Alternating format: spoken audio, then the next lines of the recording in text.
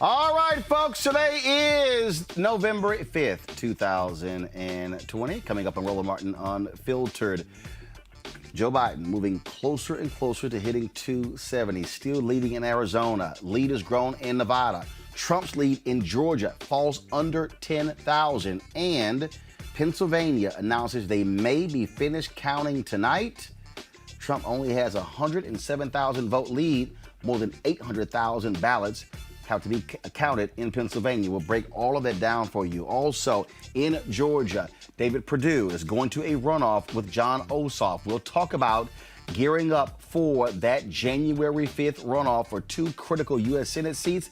The Republicans are tied. Congressman Stephen Horsford is here to talk about Nevada and how that is happening there. State Senator Vince Hughes will join us to talk about what's happening in Pennsylvania. And Black Voters Matter co-founder Latasha Brown will be here to talk about, as I said, Georgia. Also, everyone is asking how we got here when the polling told a different story.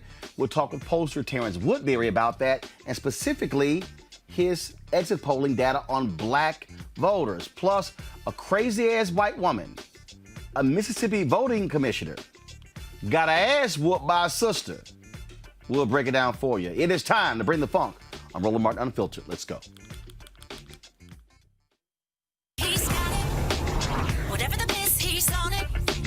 Whatever it is, he's got the scoop, the fact, the find. And when it breaks, he's right on time and it's rolling. Best believe he's knowing. Putting it down from sports to news to politics. With entertainment just for kicks, he's rolling. It's on go, y'all. It's Roland Martin, Rolling with Roland now. He's funky, he's fresh, he's real, the best, you know he's Roland Martin now.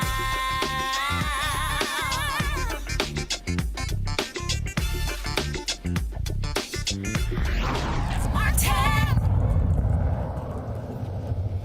All right, folks, if you look at the bottom of our screen, we're showing you the Electoral College totals as they stand right now. According to the Associated Press, Joe Biden, 264. Donald Trump, 214. The Trump team is furiously trying to file lawsuits all around the country to stop the count in Michigan, stop the count in Pennsylvania, stop the count in Georgia, where they're leading, but they want to continue the count in Nevada and Arizona, where they are behind. That's the kind of craziness we're seeing all across the country. We're also looking at all of the polls. We're looking at in terms of where they stand, who did what. There's a poll out there saying that 18% of black men voted for Donald Trump. True or false? We're looking at voting data. People are saying that Donald Trump increases support among black women, among black men, but somehow dropped among white men, but increased among white women, when normally he was doing better with white men compared to everybody else. There's all kinds of stuff out there. We're going to be unpacking that over the next couple of hours. But also, Pennsylvania announces they may be finished tonight counting ballots. And we're going to keep giving you all of the latest. OK, let's go right now to Terrence Woodbury. He is the founding partner for Hit Strategies. He joins us right now in Roland Martin Unfiltered. So, Terrence, here's the deal. It's very interesting. All of these people, oh, my God, you know, the polls were wrong. The polls were wrong. And they were showing Biden with this huge lead, and he was supposed to be leading by 5 in Florida, and he was leading by 7 in Pennsylvania, and was leading in Michigan by 12 and 14. He was leading in Wisconsin and all different places. And I kept saying, don't trust white people in these polls. That's exactly what we're dealing with right now, Roland. You know, one thing that we learned is in 2016 is that Donald Trump has a superpower at surging non-college educated white voters. And he's done it once again. You know, we've seen, we knew going into this on election day that turnout had been higher than than anyone could have imagined. That has a tendency to disrupt polling. And just so I can kind of put folks at ease about polling a little bit, you know, polling is really a prediction, a snapshot of what we expect a certain universe to do. Well, the thing that happened with massive turnout here is that universe looks very different than anyone expected. And frankly, Donald Trump once again surged white people. But another thing happened, Roland, and this is to your point, is that a lot of voters were not that honest with us. This is something I'm struggling with. Is that white millennials and white Gen Z, younger white voters vote a lot more like white people than they do like young people, and that is to say that Donald Trump won almost half of white millennials and white Gen Z. In Georgia, he won 63% of white people under the age of 39. Those are numbers that make it very hard for Democrats to recognize the benefits of diversity shifts. And that's the thing that I have been trying to explain to people. People go, oh no, but the next generation, they're still white. That's right. Roland, I've been trying to accept the fact that maybe racism is hereditary. The way that these young folks have participated in this election. I mean, young people who overwhelmingly support, improving or reducing climate change. Young people who overwhelmingly support transparency in government and immigration reform.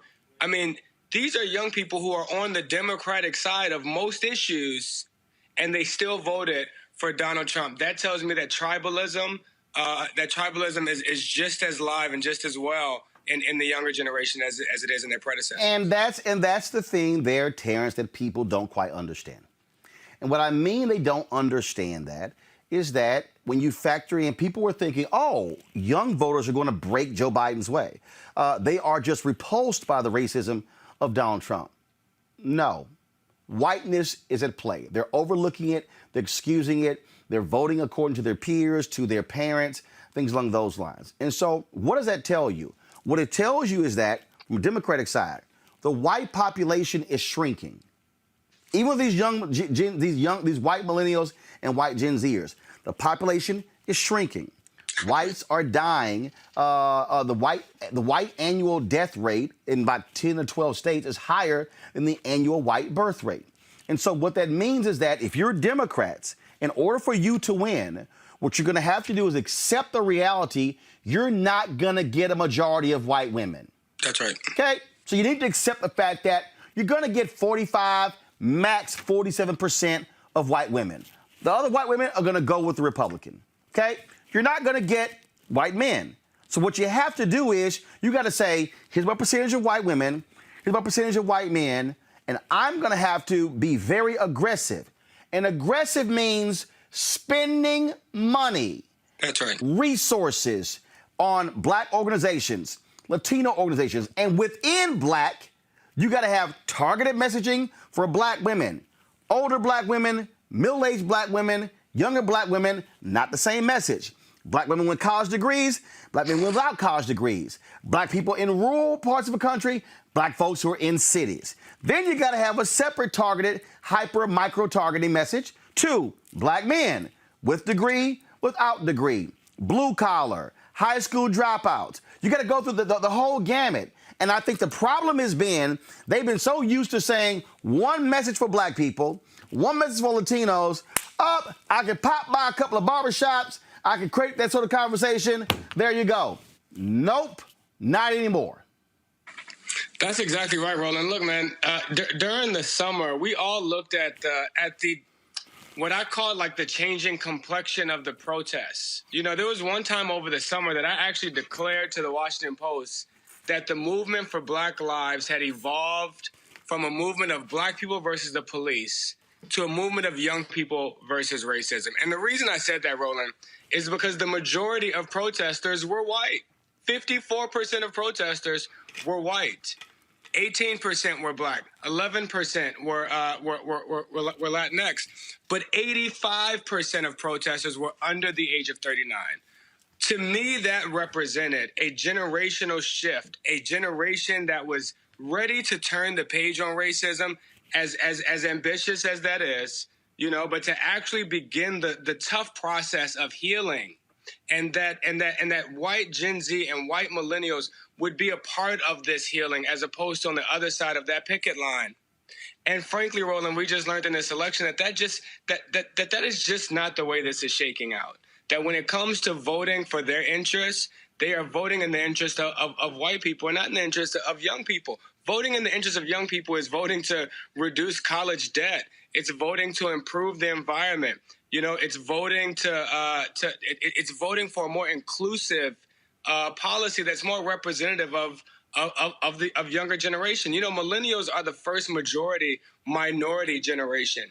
And I think when we start talking about how demographics are destiny, it's not because of, some large swarm of young white voters are somehow becoming more progressive or swinging to the left, although their policies and their issues suggest that they are. But it means that there's just less of them. It means that the majority of people under the age of 35 are not white. And that demographic can become destiny for Democrats if they lean in there, if they go and activate those black and brown voters that for far too long have been on the political sidelines because they don't feel represented. Not just in the Democratic Party, they don't feel represented in the political system. And that is why Donald Trump was able to exploit that cynicism and exploit that frustration that black men have. And young black voters under the age of 39, also 18% supported Donald Trump. He was able to exploit some real fissures there within the black community that have been expressed through their cynicism towards Democrats. You're right, Roland. We got a lot of work to do, and it's not a one size fits all. We're going to have to go in and do some serious soul searching and figure out how do we connect to a group that feels disaffected by the system. But here's what he also did. He kept lying, and there was so much disinformation that folks were believing it. I had an artist who gave me a call. Dude, I was on the phone with a guy, a producer, for an hour and 11 minutes, who threw out every lie to me, and I was like, bruh, that's a lie. That's a lie. That's a lie. And so what I kept arguing from a Democratic standpoint, they never properly countered the lies. That's right. Here's what people say. Oh, I'm not going to sit here and fight the lies because it's just playing their game. There's a reason why on this show, black conservatives who support Trump hate coming on here, because I won't let them lie. And the reason I won't let them lie is because I cannot allow anybody watching this show who sees a clip on YouTube or Facebook or Instagram or Twitter and they see the lie and it goes unresponded. No, my deal is you got to stop the lie. The moment it's said, I'm like, I'm going to let you finish. But what you just said is a lie, and it's not going to let you get away with it. And they let Donald Trump lie. Criminal justice reform, lie. Obama did nothing. Biden did nothing. I came in. They did nothing. They couldn't get anything done. And at no point the Democrats say, who the hell got it passed in the House? Democrats. I mean, Roland, you should hear how many black men I sit in focus groups with that tell me that they're supporting Donald Trump because he did criminal justice reform or because he got black folks out of jail. Donald Trump pardoned exactly 8 black people. 8. The Obama-Biden administration pardoned 200 times more black people than that. I mean, this is just, we never corrected the record, Roland. And frankly, when you allow those seeds to be planted, those seeds of doubt and those lies are being planted on fertile ground of a lot of brothers who already feel cynical towards the system, right? And so when we let that fester and marinate, the work that we have to go back and do now to unprogram those lies is so much harder than the work that we can do if we just come in early and deliver a message that resonates to them. So I mean, Roland, we got some work to do here, man. And I am not going to allow the progressive left. I mean, the way that they are already beginning to question how could black men support an open racist. Well, I've been telling y'all for 6 months how they could do it. Hold on. First of all, here's the whole deal. Let's just be real clear. To facts you laid out. The 2 groups that voted at the highest percent against Trump. That's right. Black women. Black men. That's right. Everybody who's watching, okay? Wait, let's be very clear. Go ahead. The only reason since Election Day The only reason that Donald Trump has been rejected the White House is because of Atlanta and Philly and Milwaukee and Detroit. They are counting black votes right now. It is a resounding rejection of black voters who 90% have disapproved of Donald Trump since the day he was elected. I mean, I've been calling it the black clapback. Black folks clapped back, and with a resounding rejection, they have denied him a second term. Black folks have to get credit for that. Black folks have to get credit for ensuring that he got the nomination, and now have to get credit for ensuring that he won that Oval Office. And when I say get credit, Roland, I'm talking about the first 100-day agenda. I want to see what they're going to do now to deliver on the investment that black folks have made into this administration. Well, man, but see, on that particular point there, and we're going to get to a little bit later, which is why I keep explaining to people why we got to go hard on the 2 runoff races in Georgia. Because it's very simple, and I'll unpack it later. But again, that's going to be critical in terms of for that agenda. What from an exit polling, is there anything else that we need to know and understand about African Americans that the exit polling data revealed? I mean, it's what we just talked about. But black voters were overwhelmingly motivated in this election to remove Donald Trump. That was the overwhelming motivating factor. But another thing that we found that is, 89% of black voters were also enthusiastic and excited to make history by voting for Kamala Harris.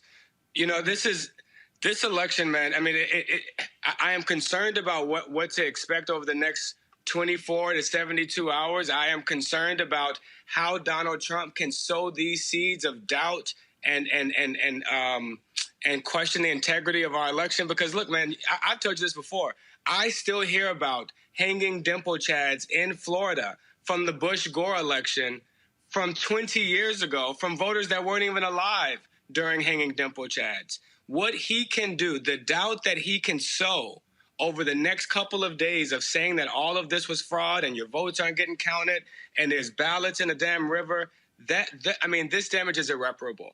It takes years to undo, sometimes generations to undo this. So we got a lot of black folks engaged and surged to send a message, not just to Donald Trump, but to Trumpism, to racism, not on our watch. That surge was led primarily by black seniors who turned out in overwhelming numbers. Black seniors got a bit more of an intimate relationship with racism than some of these young black folks that chose to vote for Donald Trump. They hear those dog whistles and are reminded of things that they've seen and things that they've heard from their past. And so black seniors really, really clapped back here. But overwhelmingly, it was the black community that rejected Donald Trump a second term, and that was excited to make history here. And I think both of those things are going to have to produce some returns for the black community. Well, first of all, I'm just sitting there cracking up laughing, looking at all the racist trolls who are on my YouTube channel.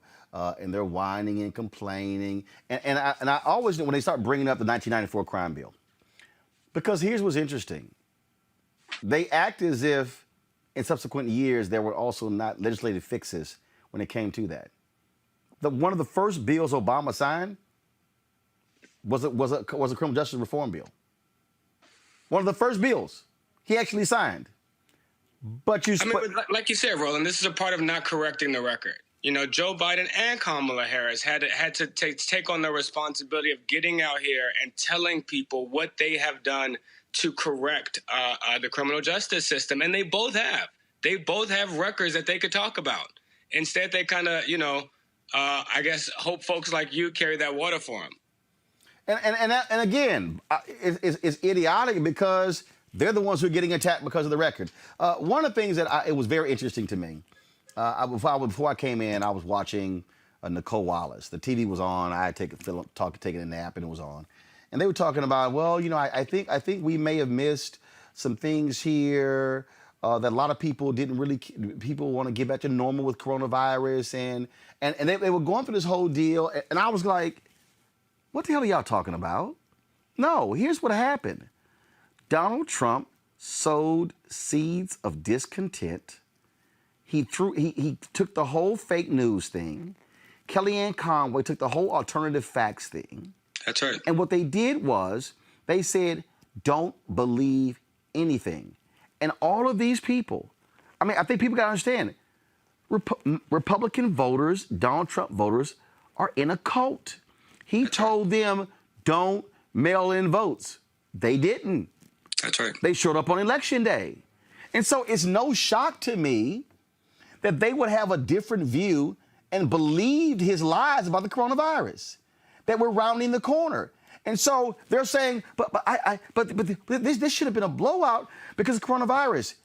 He convinced half of the people it wasn't no big deal. They act like these people who were going to rallies with no mask on and who were saying, well, if I die, I die, just somehow were just the crazies. No, it was a lot of Republicans who were doing it. So if you sow seeds of discontent for almost 4 years, guess what?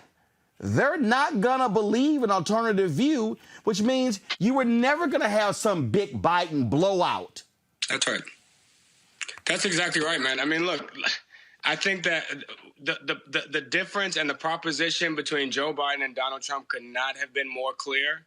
And half of America wanted to continue the reckless neglect that we've experienced in the last 4 years. I mean, half of the country wants to reject that systemic racism even exists. Half of the country wants to continue rampant corruption in the White House. I mean, this man was impeached, Roland. This man was impeached, and half of the country is still embracing him. The fact that racism can become a partisan issue in 2020, as partisan as it exists or it doesn't, and half of the country is willing to endorse and support and embrace that racism does not even exist in America. I mean, we have to confront not just defeating Donald Trump, but we're going to have to confront Trumpism and what he has amplified. And Trump is and actually we got to stop saying Trumpism. That's Republican Party. No, That's it's right. not an individual. They have fully embraced his overt bigotry, his overt nastiness with Muslims, with so many others. No, this ain't Trump. And Biden got to stop that crap. This is the party. They ain't changing. What they've witnessed is, yo, we can do this and it's not going to hurt us. We could just say it out loud. Yep. Because they've been doing it, brother. I mean, you know, I see a Biden victory on the horizon, and I still feel very despondent. I'm still very, very concerned about the future of this country. One, because, we still have to deal with the half of the country that is going to deny the reality of this election. And two, is because we still have to deal with Donald Trump. You know, he's not disappearing on January 20th.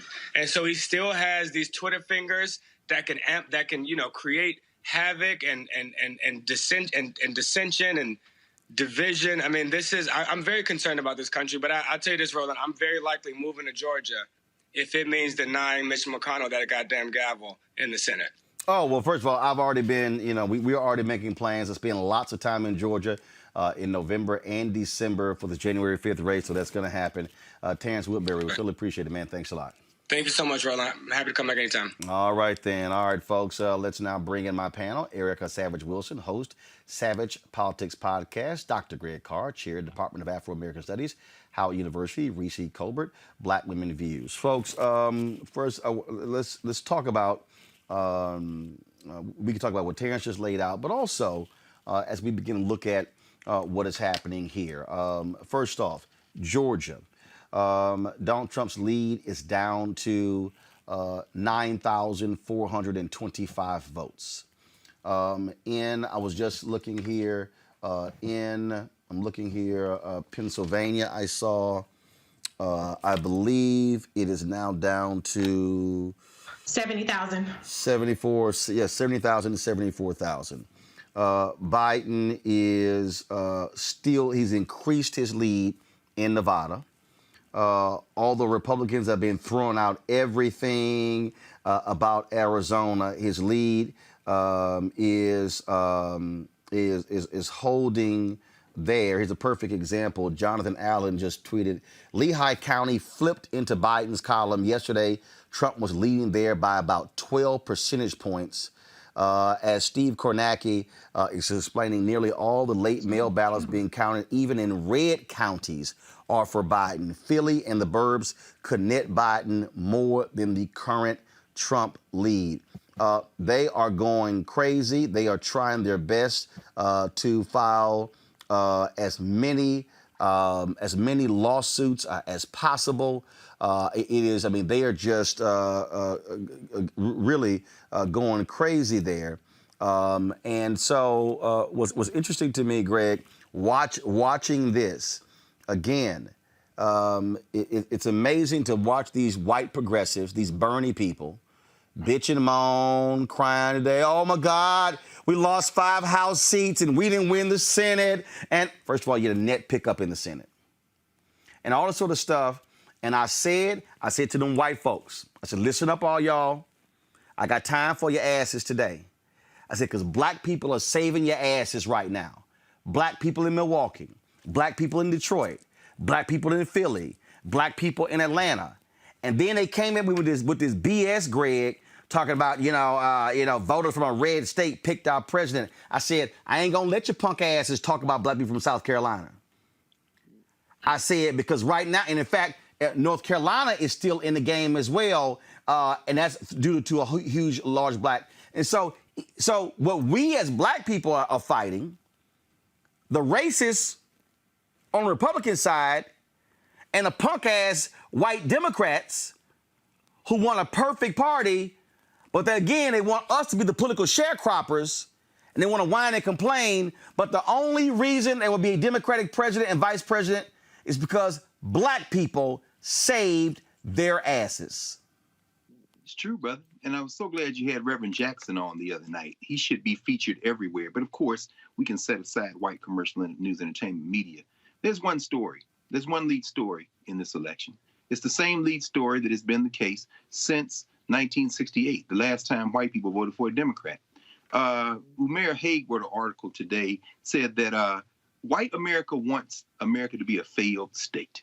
And then he listed all the things that, if you go by the majority that votes a Republican in every presidential election since 1968, after 1968, he says they are for billionaires, inequality, guns, religion, intolerance, state violence. They are against desegregation, civil rights, women's rights, health care, retirement, child care, public services, infrastructure.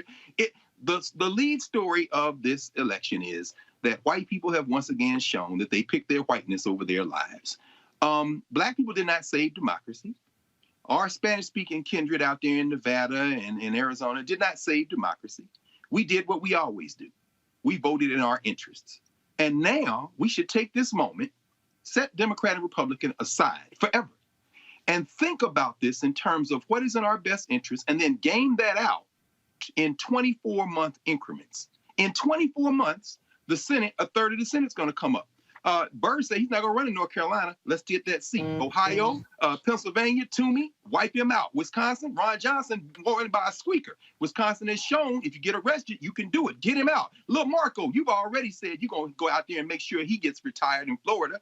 Lisa Murkowski, under 50% in Alaska, and finally Todd Young in Indiana. Those are the leading ones to take out. Last thing I'll say initially as we had this conversation, because this is the only thing to be talking about at this point, is our strategy to help ourselves, is this. The first 2 years of Biden-Harris, even if Warnock and Ossoff get in, is going to really be driven probably by executive orders. Yep. Because we know we can't trust Manchin. We know we probably can't trust Kelly in Arizona. He's only there for a couple of years till he gets to go back for the full term.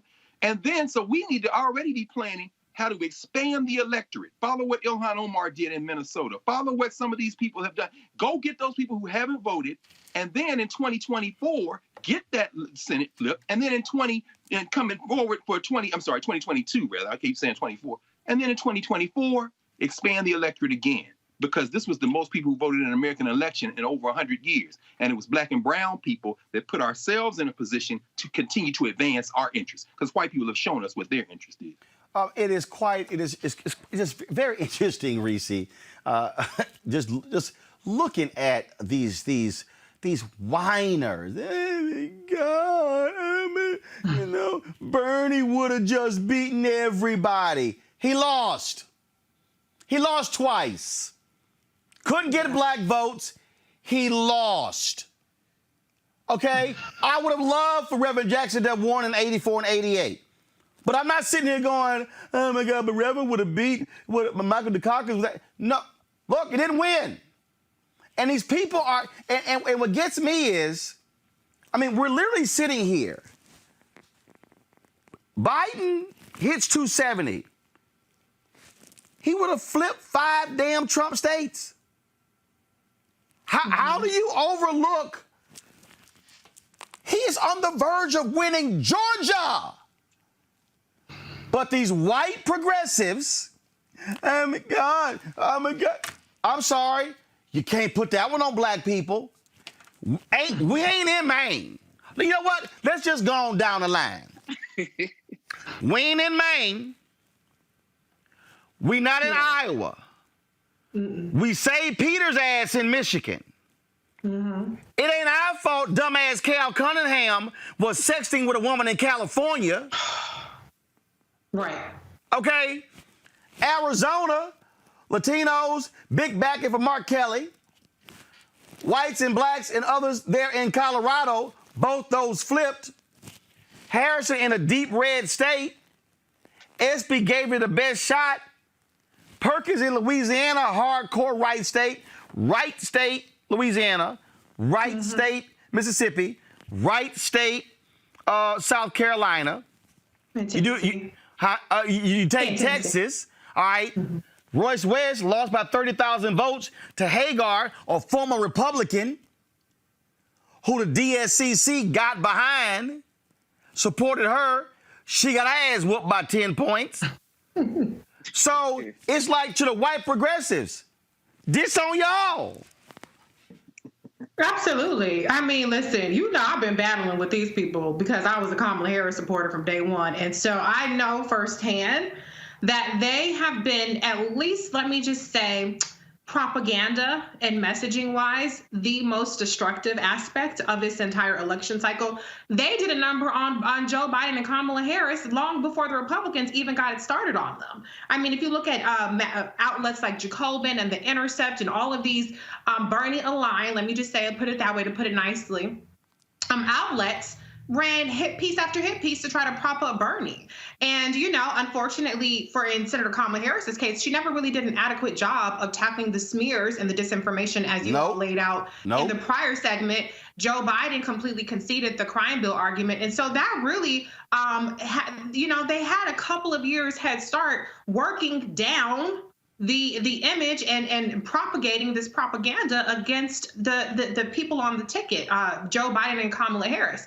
Despite that, we still look to be, we're on the brink of victory. It's bittersweet because, obviously, this country is super racist and they've doubled, tripled, quadrupled down on racism. That's not a surprise, particularly to Dr. Carr, who I have to say, Dr. Carr, you and Roland and Erica, y'all had it right. I shouldn't have had no faith in none of these polls and none of these white people, but I did. I was like, I'm a data girl, and, I think that the data is saying X, Y, and Z, and white folks is lying the whole damn time. So that was my bad. Fool me once, shame on me. Fool me twice, shame on me. So whatever. Okay, that's fine. I won't be making that mistake again. But anyway, the moral of the story is we have a white supremacy problem in the white progressive wing of the party. They want black people to be the mules of the white progressive movement. White progressives have Columbused black progressive policies like Medicare for All, which is what John Conyers was the first to introduce for that. And he had been introducing it for decades before Bernie Sanders ever became sponsored. Bernie Sanders first sponsored it in 2016.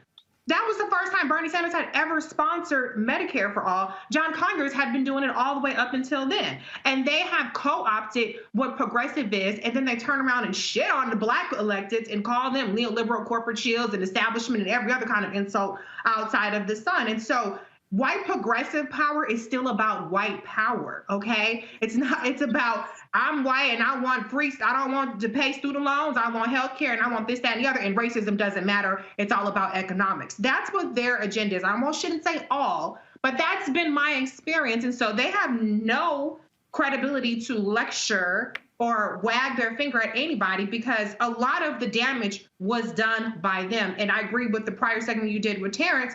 We're now going to have to spend the next 2 years trying to undo some of that damage between what the Republicans and the white progressive movement, air quotes, has done to the Democratic Party. And I know that they're trying to use this as some sort of referendum against the people who just got the most votes in U.S. history. That's backwards, but that's what they're trying to do. But we're not going to let them. And Black people, we are, as Dr. Carr said, we're going to make sure that we get a return on our investment this time, because we're the ones who are going to tip the scales in a way that if we have relied on Black white people, the white suburban, the wine moms, as they're trying to say it in Pennsylvania, we would have been screwed. Erica? Listen, amen to everything my sister Reese just said and laid out, and amen to everything that Dr. Carr has said. I think the only thing that I'll really add to this conversation is that when you're talking about how Black folks, Black women and men, have been doing the work of building coalitions, of holding some semblance of democracy together in this country. You know, we talked about this on Tuesday when I lifted for Stacey Abrams' name. You know, the former Secretary of State, because I'm not saying he's governor because he stole the election in Georgia.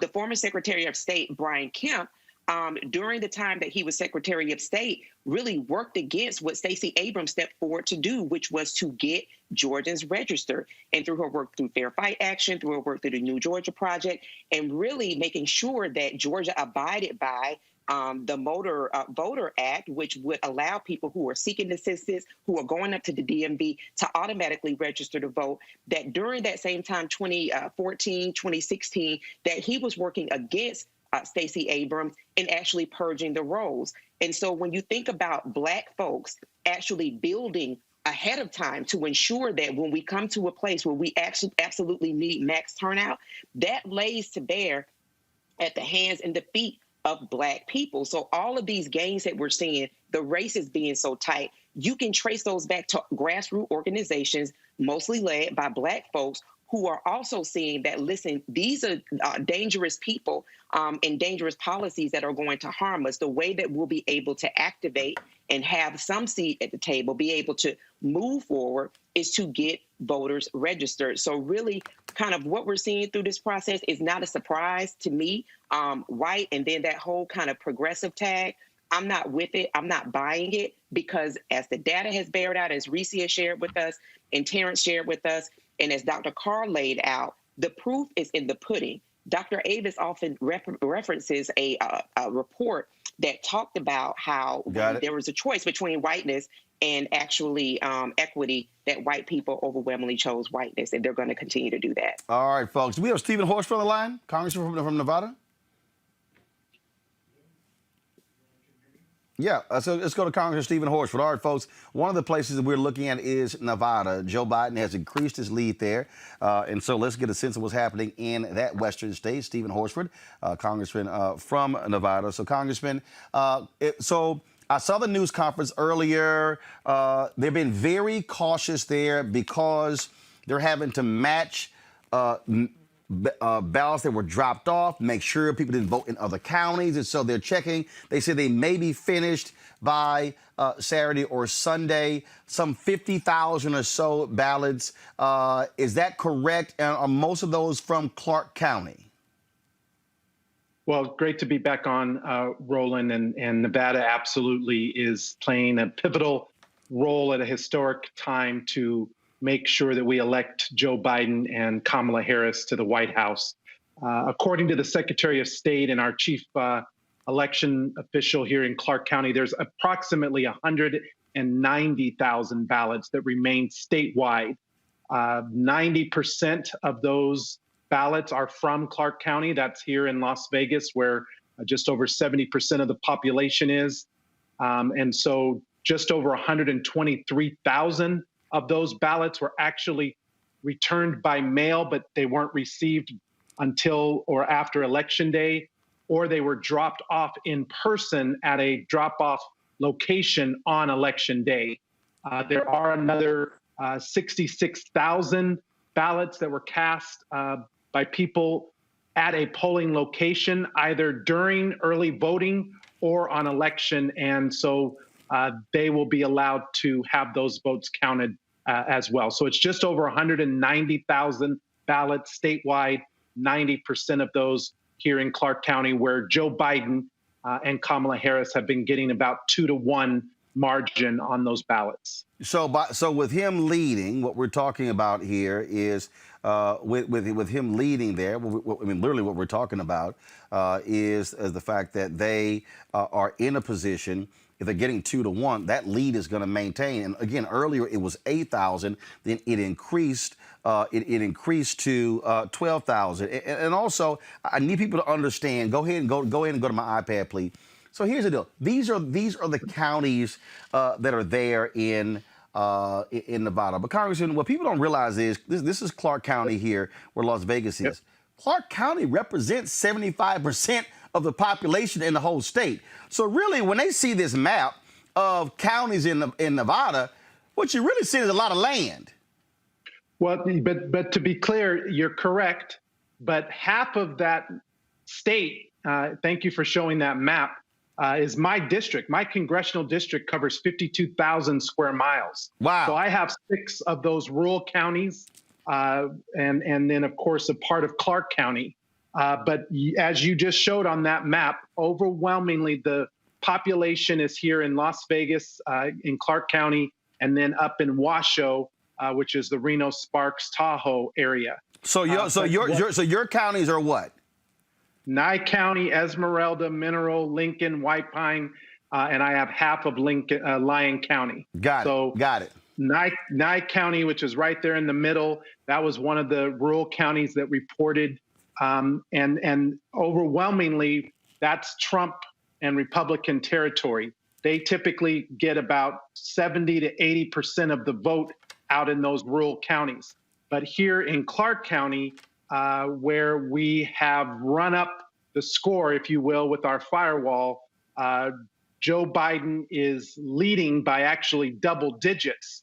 And we need him to continue to do that while we count these remaining votes. And thank you for also explaining the process. So our legislature actually went into a special session back, I believe, in September during the COVID situation in order to pass a special bill for this election. They did it because we were in the middle of a public health pandemic. And what they did is they made sure that every eligible voter received a mail ballot. They allowed for same-day voter registration, as well as to be able to drop off your mail ballot at one of these drop-off locations so that people would not have to stand in line. We didn't want to see, like we were seeing in Wisconsin and other places, where people were literally lined up for hours in order to have their vote counted in the middle of a public health crisis. So the reason that this is taking longer is that ballots were allowed to be literally dropped off the day of the election or mailed in if they're postmarked up to 10 days from the date of the election. And that is what is happening. I want to commend our election officials because they are doing a great job.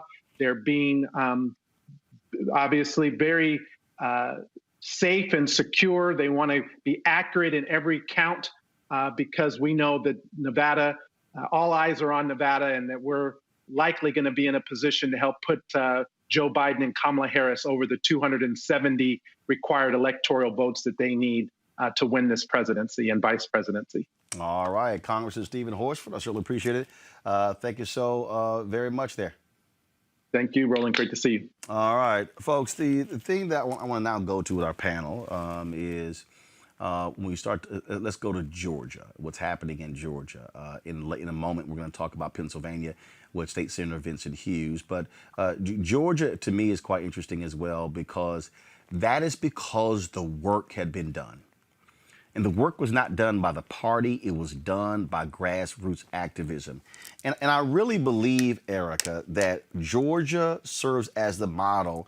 And if you look at two previous states, Virginia flipped. Virginia used to be red, then became purple, then it's blue. It is a solid blue. Then when you look at North Carolina, that was a 10-year slog. Georgia, 6-year slog. The point I'm making there, and I got respect for Beto O'Rourke in Texas, but I think the problem there is that folks think, oh, if we just run the candidate, he's going to get everybody excited, then we take it over. No. You got to put in the work. You got to till that soil. You've got to, I mean, using again like you're trying to grow crops. I mean, you got to work the land. And I think that if Democrats are going to have any shot in the future to really turn North Carolina into a strongly competitive state, and understand on a state level, it's the case. Right now, Democrats control state Supreme Court 6-1. Roy Cooper got reelected as governor there. The sister lost lieutenant governor. This crazy brother who's Republican is lieutenant governor. And you look at some of the other positions, so you get a lot of split positions. But Republicans still control the state legislature. Why? Because of redistricting. And so we didn't see a pickup of Democrats in the Texas House. They're going to control redistricting. And so same thing in Florida as well. But they no longer have their supermajorities in Florida as well as North Carolina.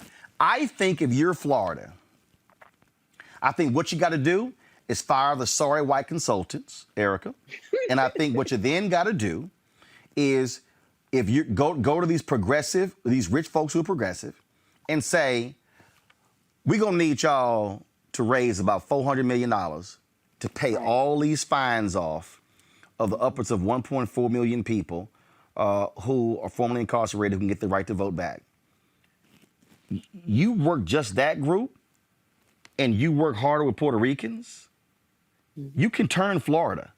Florida can be flipped, but you got to put the work in. Right. That's the non-sexy part, the work. And I'm so glad that you brought forward, Roland, talking about the consultants, because with the Get Out the Vote, and I've been saying this over and over, the Get Out the Vote, the 2 to 3 week Get Out the Vote efforts that's been happening in Black communities, we just really saw demonstratively this year that is the end of that. What we saw in Georgia, what we saw with Reverend Dr. William Barber, is that they were doing this work early enough, building infrastructure, being consistent, so that Democrats were able to really move into a coalition that's already been built, right? They already have a ground game. But now the next thing that has to happen is that the dots have got to be connected, and that folks that actually, as you said, that are a part of these grassroots organizations need to be pulled in, because who better to be a consultant than someone who has lived experience in that area? As it relates to Florida, when we're talking about how the population of Latinos are broken up, it's not just this one big Hispanic group, right? It's other groups that are within that. To have people who actually speak the language, who have different concerns than people who are of a Cuban background, than people of a Puerto Rican background, right? To actually have people that are being paid, emphasis on being paid, and being paid handsomely, the same way that white consultants have been paid handsomely over years, 6 and 7 figures, to really not produce any real deliverables and not really grow the vote at all, is that you've got to have those people that actually speak the language, who are able to communicate effectively to specific groups, and then not have that be done on a 2 to 3 week period, but that be something that is happening year round. So the town halls, the virtual calls, the check-ins, those things are happening throughout the year, so that, as Dr. Carr laid out when you talked about that class 1, 2, and 3 of Senate members, that when it's time to start getting people engaged in those votes, people are very much so aware, and they are lining up to vote their power. Additionally, when you're talking about polling places that have closed down, and people understand that it is within their power to have better polling stations, to make sure that the elections county elections director, or whomever that person is that administers those elections, that you do elect someone who is like the gentleman in Harris County in your hometown, Roland, that actually increased the budget 8 times from almost 8 times from 4 million to 32 million, and that you do see 24-hour polling locations. But that only happens when you have people that reflect the voting bloc, the overwhelming voting bloc of the Democratic Party, which are Black women and Black men in positions, paid positions, to do this work throughout the year, so that we continue to have elections that bode well for everyone. I think it's quite hilarious as I watch these people sit here and then chide Black voters in South Carolina who voted for Joe Biden in the primary, but then all of a sudden are hoping Georgia responds. And when we say Georgia, we're talking about Fulton County. Okay, not just Atlanta. Okay, we're talking about Fulton County. We're talking Gwinnett County. We're talking about, I mean, again, places where African Americans are and Black people delivered, Reese. And the thing here is, it's there in the playbook. And the playbook that Stacey Abrams did, let me also remind people, Reverend Raphael Warnock was the spokesman for that effort. He was on the board of directors. So it wasn't just Stacey. People, and again, let's just be real clear, Reese. These white progressives ain't read no damn books. They don't know a damn thing about Fannie Lou Hamer. They don't know anything about the Mississippi Freedom Democratic Party. They know nothing about what they did in Atlantic City. They don't understand what SNCC did. They don't understand what CORE did. You say James Foreman, they don't know who the hell you talking about. If you mention any of those folks, not understanding how those movements were created that led to democracy in Alabama, in Mississippi. They don't know anything about that. And the reality is, it works. Ella Baker said, take your college clothes off and put the overalls on. Go down in them weeds and talk to them sharecroppers. And don't think because they only got a second or third grade education, they not smart. She said, they ain't book smart, but they smart. And listen to them. That's the only way we change this country. You gotta do it on the ground. I mean, it's just organic. You're not gonna do it. Listen to the white consultants running $100 million in TV ads. No, and I also want to shout out the Black labor movement. I know you've had Lee Saunders on your show several times throughout the course of the primaries and the election. I mean, these are boots on the ground, people that are working, not just, as Erica put it, the last 2 weeks, a get out the vote effort. You have to invest in the Black community. I mean, I've been saying it even on the show since back before the primaries were decided. You have to court the Black vote. And a lot of people have been saying, well, why should you have to court the Black vote when the alternative is a white supremacist?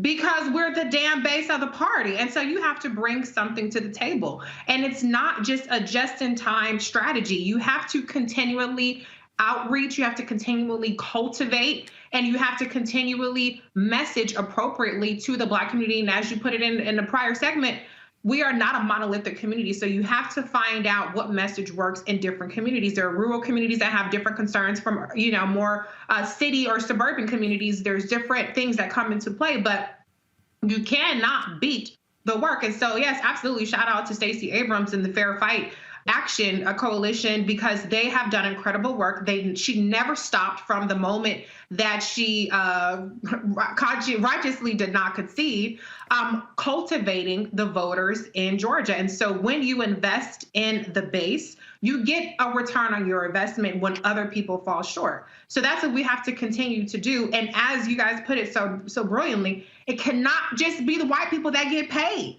It cannot just be the white media that gets paid. It cannot just be the white advertising agencies that get paid. You got to come up off some money for some Black folks too. And then maybe you'll have a message that resonates so that we're not squeaking by, and we can reliably guarantee that we're not trying to just engage these disillusioned voters, but Black people will know without a shadow of a doubt by the time election day gets here what the Democrats have been doing all along. And they're not as susceptible to this disinformation and misinformation and propaganda that completely erases the record of what's actually been happening. Greg, again, we're patiently waiting for the votes to be counted. I'm one of these people. I'm not freaking out because, first of all, they need to take their time. We also have never seen this volume of voting when it comes to mail in Nevada. It was new. Look, in Oregon, they've been voting by mail for 20 years. Okay, they got this thing down pat. All right, and so I think so that's one. But two, as we begin to really analyze the numbers, when I was talking to Terrence Woodbury about this here, it's understanding who we are as a country. When you see that 63% of white millennials and Gen Z voted for Trump in Georgia, in fact, I was just looking at this tweet here, which I thought was kind of funny, and I responded, and I said, "Oh, ain't no way in hell we gonna do that." So this person tweeted, "There are hundreds of thousands of non-college educated white Georgians who are not registered to vote. If you know one of them, register them. You have a month." I went, "Why in the hell we do that?" Who? Democrats? I was like, "Why would we do that?" Keep them barefoot and unregistered.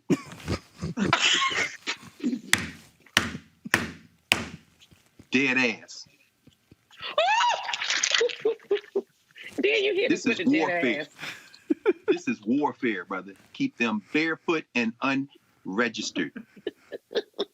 And since they're going to overturn Roe versus Wade, make sure that if we're going to have some babies, go on and have them, because demographics is destiny.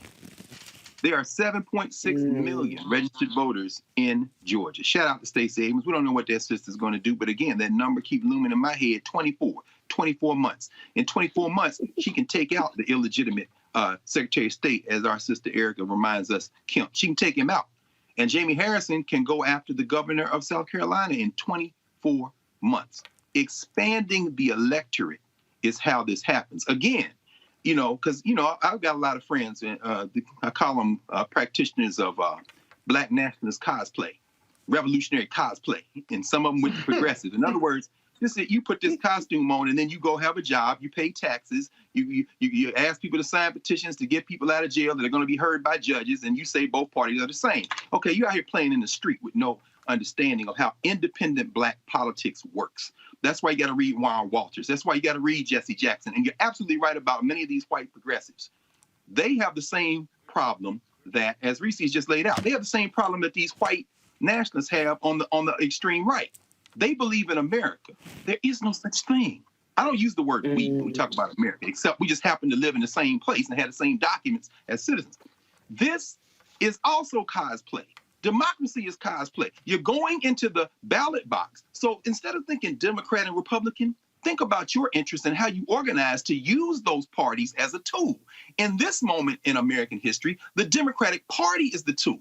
So as you walked us through in the last few days, Roland, they dropped millions of dollars in South Carolina. And as you explained till you were hoarse, TV ads won't do it.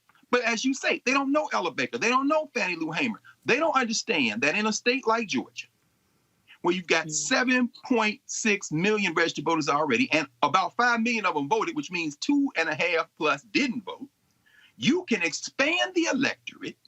You can then leverage that local and state power in the next federal election. And we got to stop thinking in terms of 4-year cycles and thinking 24 months. 2 years. That's right. Exactly. The Republicans are going to be defending a lot of seats in favorable states in 2022.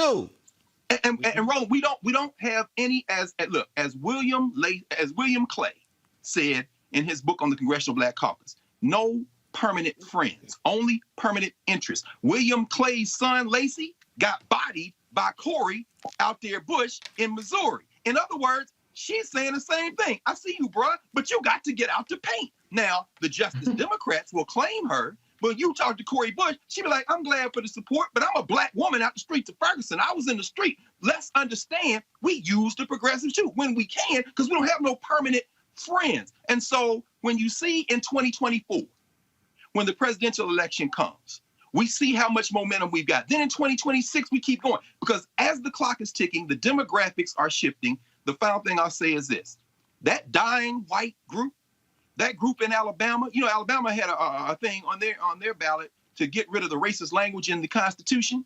1,000,007 people voted in Alabama in the election to delete racist language. Said get rid of it, meaning 33% said keep it. There are 3.7 million registered voters in Alabama, meaning just over half of the people in Alabama didn't vote. Over the next 24 months, the Democrats, we want to help you. Hey, we ain't in here. We're in cosplay with you. Give us the money. We're going to Alabama. We see the blueprint with SNCC, as you mentioned, in Lowndes County back in the 60s. We're going to go door to door, galvanize our people. We'll come out and vote under the D for the cosplay, but our interests are on the ballot. And when you see in 2022 what we're going to do in Alabama, by 2024, we're going to make it blue. But we're not going to make it blue by coming to the conventions, hobnobbing with you, talking, and the Democrat, putting on TV ads, and our people don't come to the polls. They're going to vote for individuals they know who they run for office, and we're going to leverage Birmingham, Montgomery, Selma, and y'all ain't going to know nothing about what we doing, and we're going to kiki like y'all kiki at the Democratic conversation, because this is all cosplay, and we go back in our room, we're going to plot like they used to plot in the 50s and 60s. We're going to plot like they did in Tuskegee when my man Dr. Gamillion down there went to court and sued over the gerrymander. We're going to plot, and y'all ain't going to know what we doing, because we're going to treat y'all like y'all treat us. It's clear, white people,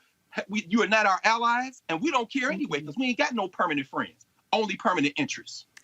See, folks, there's a reason why you must watch and support Roland Martin Unfiltered. Let me just say this right now before we go to the break. Coming up next, we're going to talk about Pennsylvania with State Senator Vincent Hughes.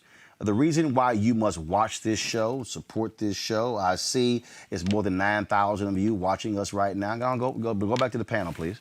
It's more than 9,000 of you watching right now on Facebook, more than 1,000 there on 9,000 on YouTube, more than 1,000 or so on Facebook. I'll pull up. The reason we lay this out, this conversation ain't happening nowhere else. If I need to do the roll call, TV One didn't have no election night coverage. BET simulcast CBS coverage. Okay?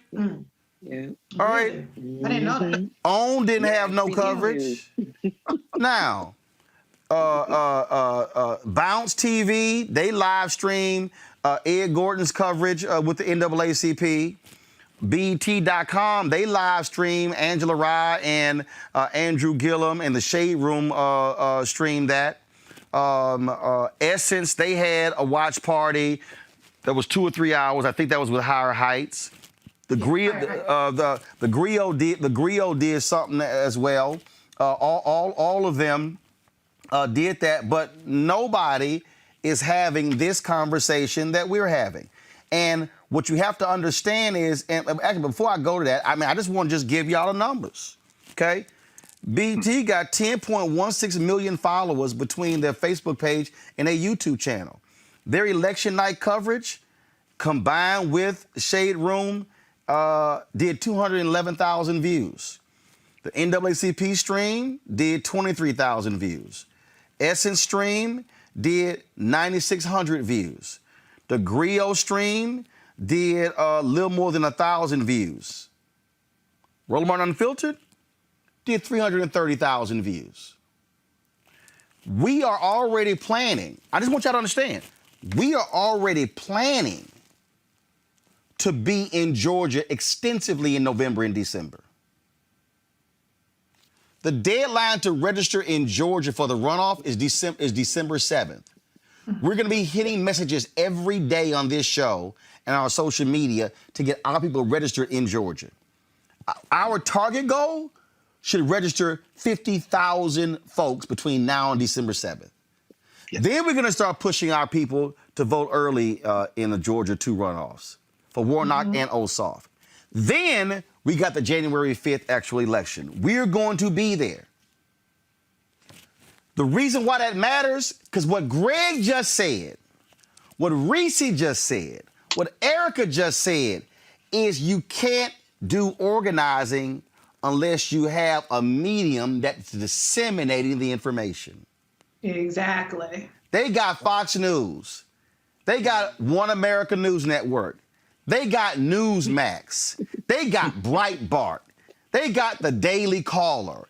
They've got the Daily Signal. They've got the Daily Wire. They've got all of they've got the Drudge Report. They got all of these mediums out here. Mm-hmm. And there are Republican billionaires. Mm-hmm. 2 billionaires out of Texas gave PragerU $7 million to start. Mm. $7 million could fund this show for 7 years. Mm. So what I need y'all to understand is you can't fight with the resistance if you don't have a communication medium that's in giving people right information. We are here to stop the disinformation, to end the lying, to feed our people what's real. What did Elijah Muhammad tell Malcolm X when he gave him a glass of water? He said, when he poured ink in it, he said, you can either drink polluted water, he said, but we give you clear water. Mm-hmm. That's what we do here, Roland Martin Unfiltered. So all y'all who are watching right here on YouTube, we got 13,200 donors. If every person who's watching us on YouTube right now gave $50, we hit our $20,000 out. We exceed our $20,000 goal that we get before the end of the year. Yes, sir. I'm laying this out to y'all because we've got to have. We ain't doing Real Housewives here. We ain't doing entertainment here. We are here to provide an information medium that is unapologetic and unfiltered.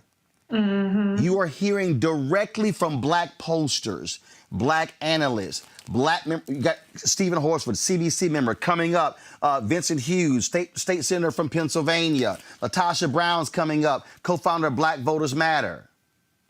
Because lastly, black folks, we got to stop saying we need this and then we ain't trying to fund it. Now look, Oprah ain't sent me $1 million. Nope. Bob Johnson ain't sent $1 million. Sheila Johnson hasn't sent $1 million. Robert Smith hasn't sent $1 million. Dick Parsons ain't sent $1 million. Ice Cube ain't sent me $1 million. $50? No, not ain't $50. 50 Cent ain't sent no money. T.I. ain't sent no money. Killer Mike ain't sent no money. No, and y'all, I all good. I know all these folks. But we here because of folks like Joyce Van Hook. Come on now. Joyce Van Hook, who sent in this $60 check. Yes, sir. We here because of Danzel Taylor from out of Louisiana, who sent in his $50 money order. Y'all, somebody sent me $1 today, $5 today. Come on. That's how we here. That's how. I'm just gonna go ahead and put this out there. I have not talked about this publicly. I just want y'all to understand. Right now, we are looking into. First of all, we just bought. I gotta put this out there. I know. Tell Senator Vincent Hughes I'm gonna come to him, but I gotta say this because I need y'all to understand what we're doing. If y'all go to my Instagram channel, y'all saw the video that we put together of a second control room that we built for election night. We built a second control room for election night.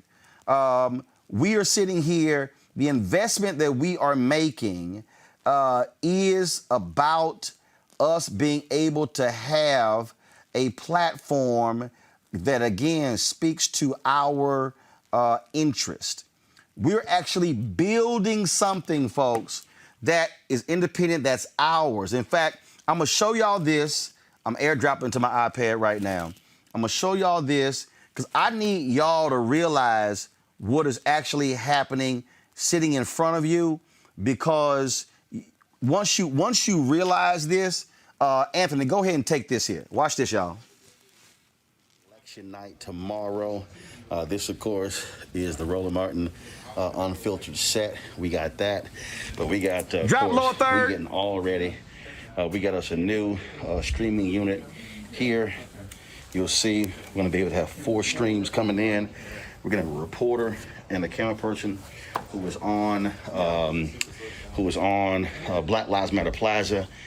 Yo, we got a second control room. That's Jay over there. That's Chelsea. So we set all that sort of stuff up. So again, we built a second control room. This is our main control room right here. And we're getting all set up right here. That's Henry, that's Anthony. Hey. So, of course, Skype machine here. We got a new audio board that we got. All kind of different stuff that we added in. So, it's one of those. we looking good audio-wise? Yes, sir. Pretty good. Oh, I got those new IVs out there. I got 2 new ones. Good. So, Got you a backup just in case you need it. perfect. So we are going to be on and popping. We're going to probably have about anywhere from 75 guests tomorrow on the show. We're going to be live at 7 p.m. Eastern. Then we're going to be simulcast. My cover is going to be simulcast on iHeartRadio's Black Information Network. And so, man, we got all kind of stuff going. So you see, again, we're going through. All this is going to be changed out. We're going to have a complete new graphics in our monitor right back here. And so all this sort of stuff. So you see as we're putting this whole thing together right now what that looks like. So just want to give y'all a sense of that. All right, deuces. So when y'all heard me talk about that new streaming system, that was $47,000. That new streaming system that's where the money went. That new streaming system That's where your money went. That new streaming system is $47,000. That streaming system allows for us to have 4 streams coming in at one time through our live view unit. That audio board is $5,000. Right now, we're actually looking at and talking with a company to actually get our own live streaming truck. That's going to be about $120,000. That means that we're going to be able to go live from anywhere. That means that we're going to be able to have so everything we do in that control room will all be remote. It's $120,000. See, I need y'all to understand. I ain't sitting my ass in the basement. Thank you. I need y'all to understand what is actually being built. So when I'm asking you to join our Bring the Funk fan club, that $47,000 new live streaming portable unit and rack unit, that's what I'm talking about. What this means is we're not asking anybody else for permission. I just want y'all to understand, I didn't ask iHeartRadio to do an election night show. I told them I'm going 8 hours. They said, can we simulcast your coverage? And I said, yes. I just need y'all to understand, I ain't asked them. So what I want y'all to understand, the 9,624 people who are on YouTube, the folks who are watching on Periscope, I know some of y'all, and I appreciate y'all watching, but if you're watching for free, that don't help us. Because free does not free us. Freedom ain't free. And so what y'all also saw, I got a problem being transparent. We're sharing this office space with the education group, 50 Can. They're not gonna re-sign the lease. We're gonna go likely from $7,000 a month to $22,000 a month. That has to be paid for. I just want y'all to understand. I just signed a deal with the Associated Press for us to get more video and us to get more live videos in. That's $101,000. So what I need y'all to realize is this is a real show that's building something that's independent where we're not having to ask permission to talk to our people and to cover our issues. So if you say, man, why you begging? Because here's the deal. I ain't got conservative billionaires giving me $7 million like PragerU when they raised $22 million their first year. I don't have, they raised $25 million their second year. But what we do have, we're smart, we're gritty, we work, we put it in. Come on. Tomorrow, I'm gonna post 3 new jobs: a supervising producer, a digital producer, and another producer, actually a writer who can take the interviews that we do on this show and put them in written form and put them on our website. I told y'all I wasn't playing in 2021. Come on, bro. I told y'all that. What we are doing here at Roland Martin Unfiltered, TV One's not doing. Urban One's not doing. BET's not doing.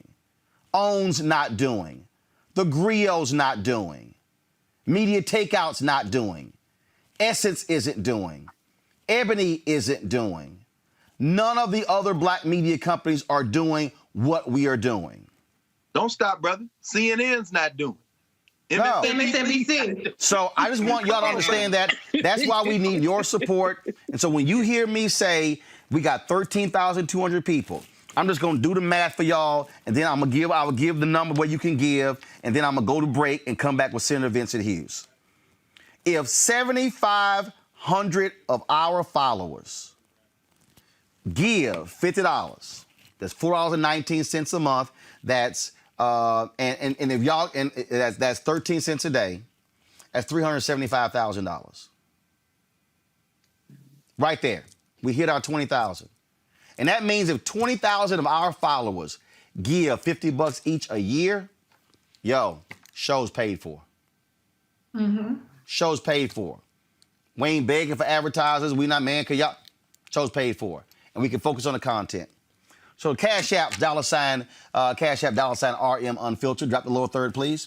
Cash App, $RM Unfiltered. PayPal.me/R Martin Unfiltered. Venmo.com /RM Unfiltered. You can send a money order to New Vision Media Inc. NU Vision Media Inc. 1625 K Street Northwest, Suite 400, Washington, D.C. 2006. Coming up next, folks, we'll talk with State Senator Vincent Hughes of Pennsylvania about the count there. Also, we'll talk with Latasha Brown, co-founder of Black Voters Matter, who also supporters of this show. You're watching Roland Martin Unfiltered. Back in a moment. Hello, Michigan. It's Stevie. You know, I was born in Saginaw, raised in Detroit, Motown, and my heart belongs to Michigan. It was in Michigan that I wrote and sang songs for this country, songs for all the people of this country. If you believe in my music, then I know you believe in this great country. If you believe in Michigan, then you must know there's power in your hands. Imagine January 20th. We swear in a president and a vice president who care about working Americans, where no matter what we look like or where we come from or who we love or how much money we got, everybody's got a chance. Michigan, that can happen. I have to honestly tell you that I believe this election is the most important of my lifetime. Michigan, this is our moment to show the power of the state and the character of its people. It's in your hands to go vote. You can't put our country, our health, our lives, and our future in the hands of fate. 2009, when Detroit was on its back, Barack and I bet on auto workers. We stepped in and rescued the automobile industry and saved at least 1 million jobs. A huge weight had been lifted off of my shoulders. I probably would have been losing my home and a lot of other things that I've worked so many years to obtain. You've got to go vote. Vote like you know that Biden and Harris are the only choice for a chance to bring this country back together. Michigan, I'm counting on you in a big way. Put the future in your hands, not in the hands of fate. Please go vote.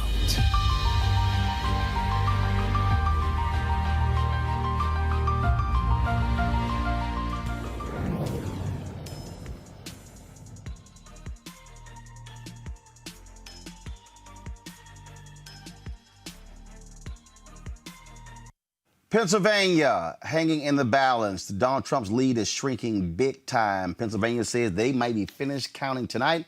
Joining us is Pennsylvania State Senator Vincent Hughes. Senator Hughes, how you doing? Okay, Roland, good to see you, brother. Yes, sir. So what's happening in your state when it comes to the count? Republicans are trying their best to stop it. I think they see a wave of blue votes coming that's going to wash away Donald Trump's lead and vault Joe Biden to the presidency. Well, it's changing, Roland. And again, thanks for the opportunity. And I really do appreciate what it is that you've put together with Roland Martin Unfiltered. Congrats to you. And that also means a check is in the mail. All right. For Thank real. you, sir. Okay? Thank you, sir. Yes, sir. But look, we've known that the Trump program has always been about chaos and confusion. I think you saw that probably at least a year and a half, 2 years ago. We've seen that. And so everything that he's doing right now is contributing to that reality. The frivolous lawsuits that he's pushing in Pennsylvania and around the nation won't amount to anything that can dramatically impact the vote. If things proceed as we think they will proceed, Biden will likely come out of Pennsylvania with maybe 150,000 vote lead. All right. And the lawsuits that are happening now are purely challenging democracy, but in the end only impact a very, very small percentage of the votes that they are targeted after. For example, the ballots that arrive after Election Day, postmarked ballots, postmarked November 3rd, but arrive after Election Day, so far, there's only been a handful of those ballots that have been received in Pennsylvania, and they have until 5 p.m. on Friday, tomorrow. He can challenge those, but the challenge, if he should be successful, will be, as the lawyers say, de minimis. And he's just wreaking, again, havoc, concern. His press conference that he just had a few moments ago was just really challenging the whole process, making these outlandish allegations that just don't add up. So I think allow us to go through our process. I think it's been very transparent. As you know, it's been live streamed, okay? You could see what was going on in Philadelphia.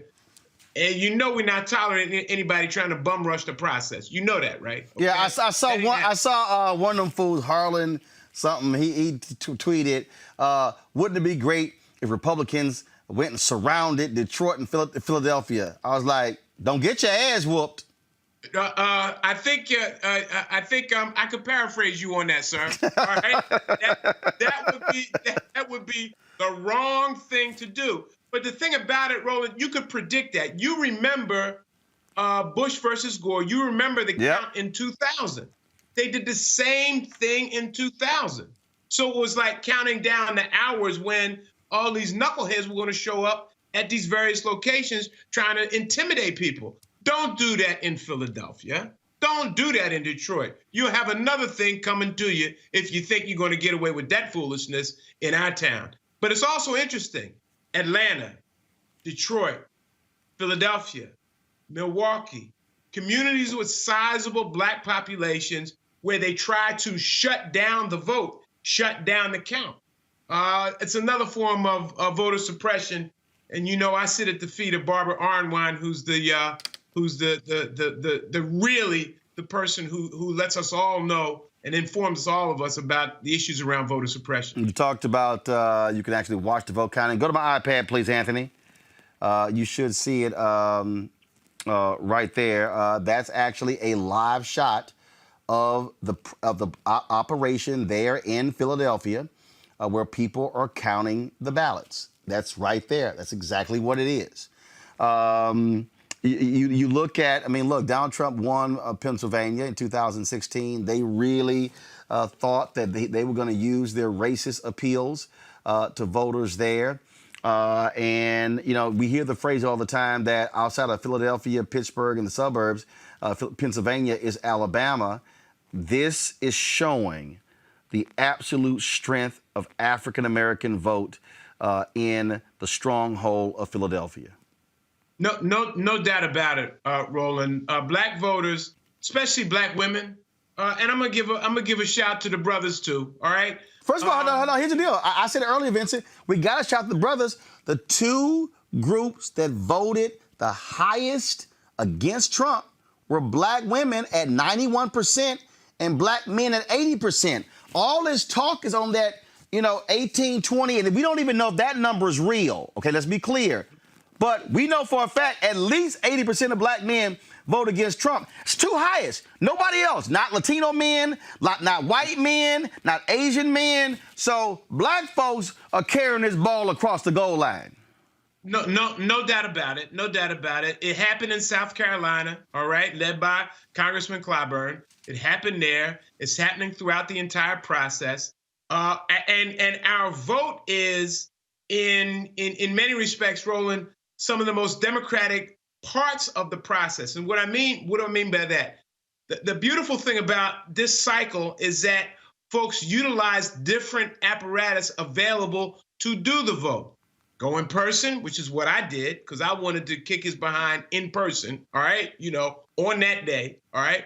But also to utilize the vote by mail, all right? And utilize vote by mail in the mail, as long as you did it in ample enough time. And we need to talk about that a little bit, Roland, because I think there's some I don't want to call it breaking news, but news that requires further investigation, all right?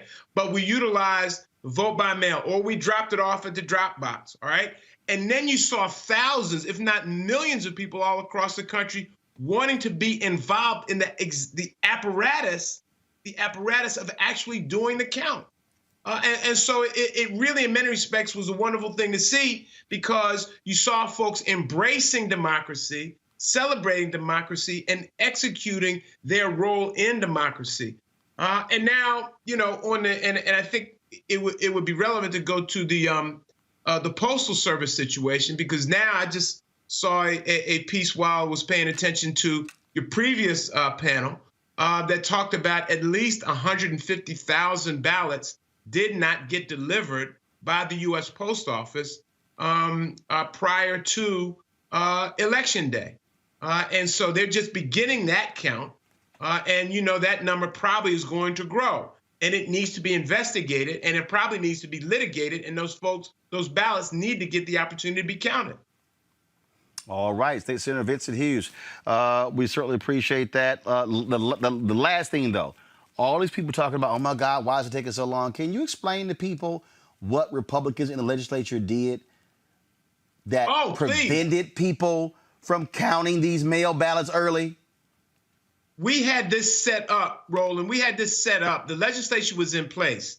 And to begin the process it's called pre-canvassing. And basically that means is to begin the processing of the vote by mail ballots prior to Election Day.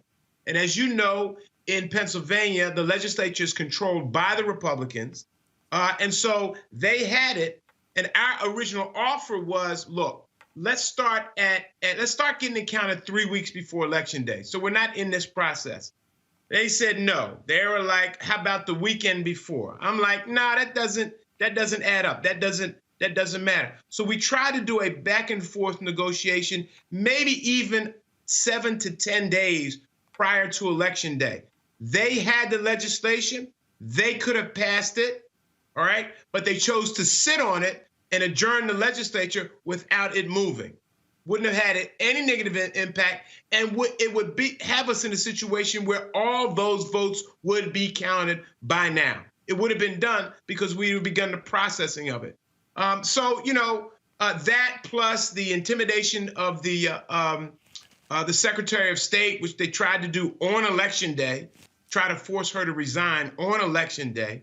It's just part of the voter suppression tactics that's been in their playbook for centuries. And they need to be called out for it.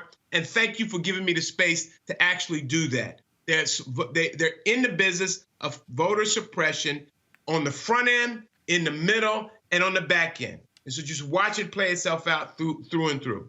Thank you, brother. All right, then. State Senator Vincent Hughes, we certainly appreciate it. Thanks a bunch. All right, sir. Keep swinging. Appreciate you, man. Take care of yourself. Thank you very much. Girl told me to tell you hello, all right? All right, then. Absolutely. All right, my brother. All right, folks. We're going to give you a news update. We have an update. I'm sitting here talking to Vincent Hughes, and then Reese sends me a text.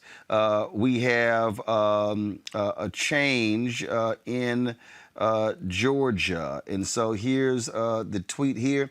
Joe Biden needs to win 59.6% of the remaining 18,936 ballots to be counted. He's so far outperformed in every county reporting since last night. That's why the percentage he needs keeps dropping. According to Brendan Keefe, who is a chief investigator at Atlanta's WXIA, right now, the spread is this here. Donald Trump only has a lead of 3,635, if I'm reading that correct, a lead of 3,635, and so it's 18,936 left. Erica, your state, long a red state, is 3,636 votes away from actually giving Joe Biden a victory in Georgia and its electoral college votes. And we are damn sure counting on it. And let me just also say this, Georgia, along with many states in the South, is just like what we've seen now with 2018, 2020 elections. It's a state that's not invested. It's underinvested in. And I think that what we've been talking about over the period of this segment is that it is important for states like Georgia, Mississippi, Texas, Louisiana, those states to really be invested in those grassroots organizers so we can begin to see results like this. You know, talking about Stacey Abrams and what she did in 2014 leading up to this point, you know, it's very important to remember that, you know, Georgia has largely been governed by Republican governors, right? And they have been, along with the Secretary of State, working to purge the rolls, making it very, very difficult for Black and people of color to really live and thrive in the state of Georgia. But when somebody does see a real interest in the Black community and actually not only being involved in politics just on election day, but actually talking to people, actually bringing people together, let people know that they are seen from their state legislators on up, then we see that it definitely makes a difference. So I'm excited. I saw that on Twitter that Georgia was down. The difference was less than 3,700 votes with the 18,000 still remaining. And I'm, you know, as much as we're harping on Atlanta, I definitely want to shout out Southwest Georgia as well, Albany, all of those rural counties that when you're looking at the pluses for Biden, they're plus 40, they're plus 44. So these people that are in counties that are usually overlooked, because when people think about the state of Georgia, they think about Atlanta as being the only city. But you do have voter suppression, voter intimidation that's happening in these rural counties. And Black folks, brown folks are showing up, and they've showed up incredible numbers. So not surprised, but I'm definitely waiting for Georgia to deliver the presidency tonight. Anthony, go to my iPad. This is the 270towin.com map right here. Folks, you see on this particular map here, you see how Nevada is blue. I have not actually awarded Arizona to anyone, even though that state has been called by Fox News. They have not gone off of that. But what they haven't done is they actually haven't given Nevada. So what Associated Press has done, Associated Press has called Arizona for Biden. They have not called Nevada. That's why that number is at 264. You see the number right there. And so this is the key, folks. Georgia, if Georgia goes blue, Biden hits 280, he wins. If Pennsylvania, if all of a sudden that shifts and it goes blue, Biden is at 284.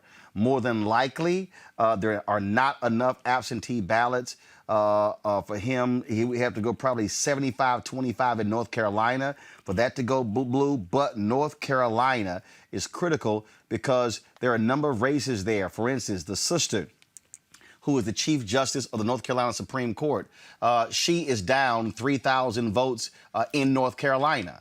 And so that matters. And so that's why it's important that we look at the ballots that's happening in North Carolina. Now, here's the deal. They're going to be counting for a number of days because, again, how they extended it. But so, you know, one of the things that people just need to understand, and this is really, I think, critically important, Greg, is that when people say my vote doesn't matter, again, right now in the state of, look, just look at the U.S. Senate race in North Carolina.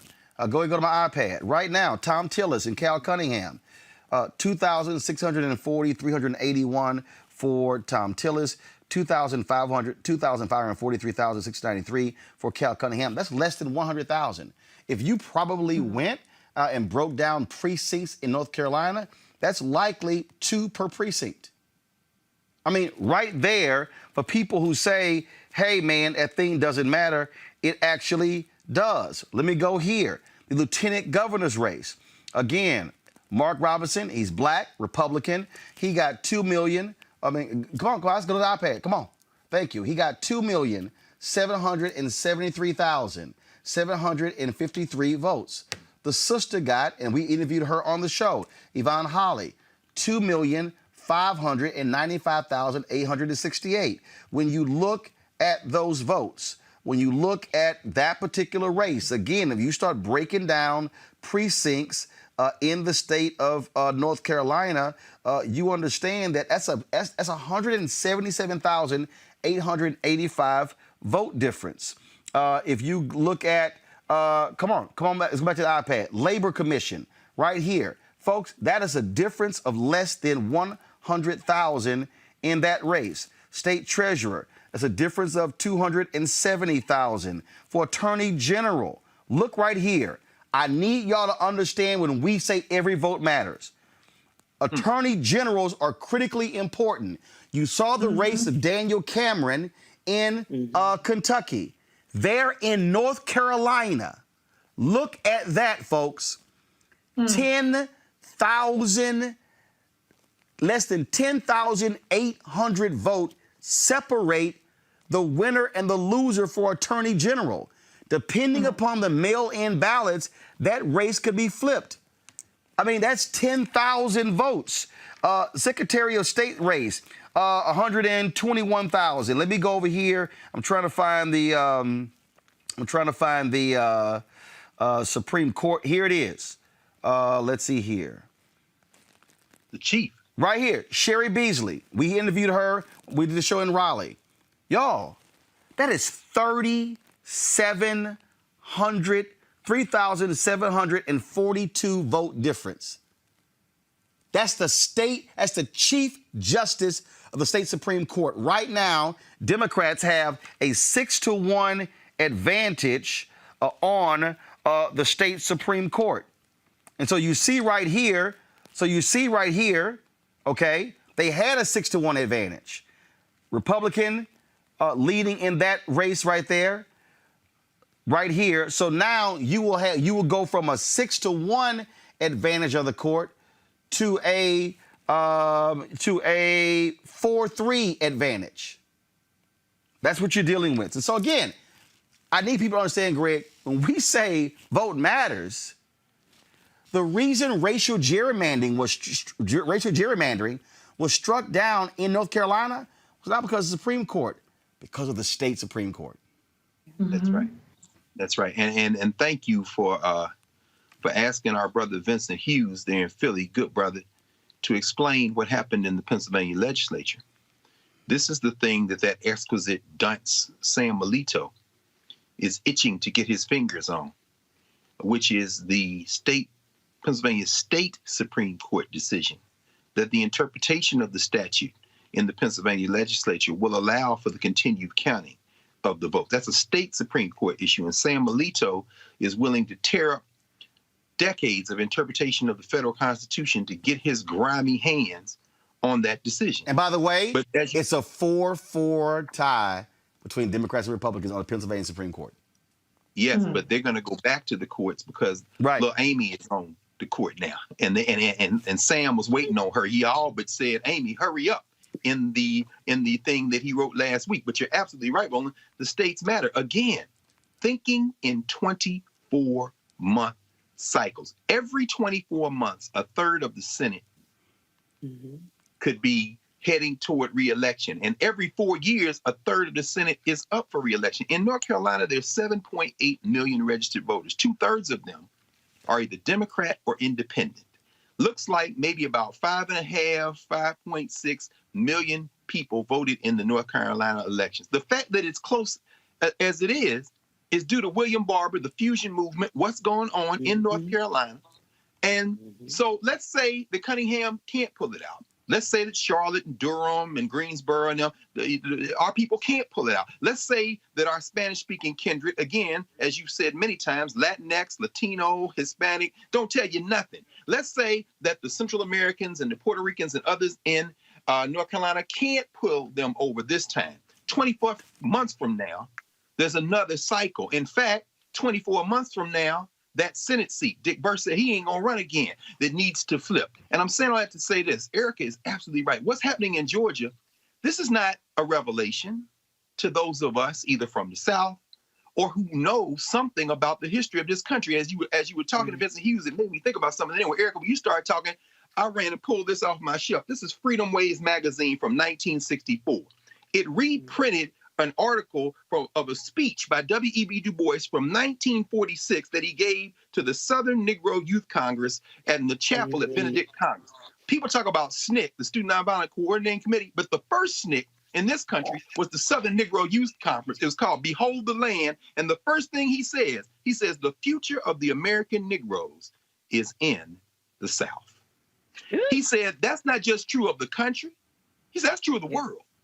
Amen. So when you look at the progressive government in Jackson, Mississippi, Chokwe, Lumumba, Rukia Lumumba, and what they're doing there, they have some tensions with the grassroots movement that really put the wind under their father, Chokwe's wings, Cooperation Jackson. But it's good tension. Why? Because Jackson ain't just blue. See, people thinking DNR, you're missing the point. Jackson's going to transform the economy. So when Joe Biden gets on stage and says green jobs are important, he was forced into that position from the bottom up. The Democratic Party will be transformed or it will be discarded.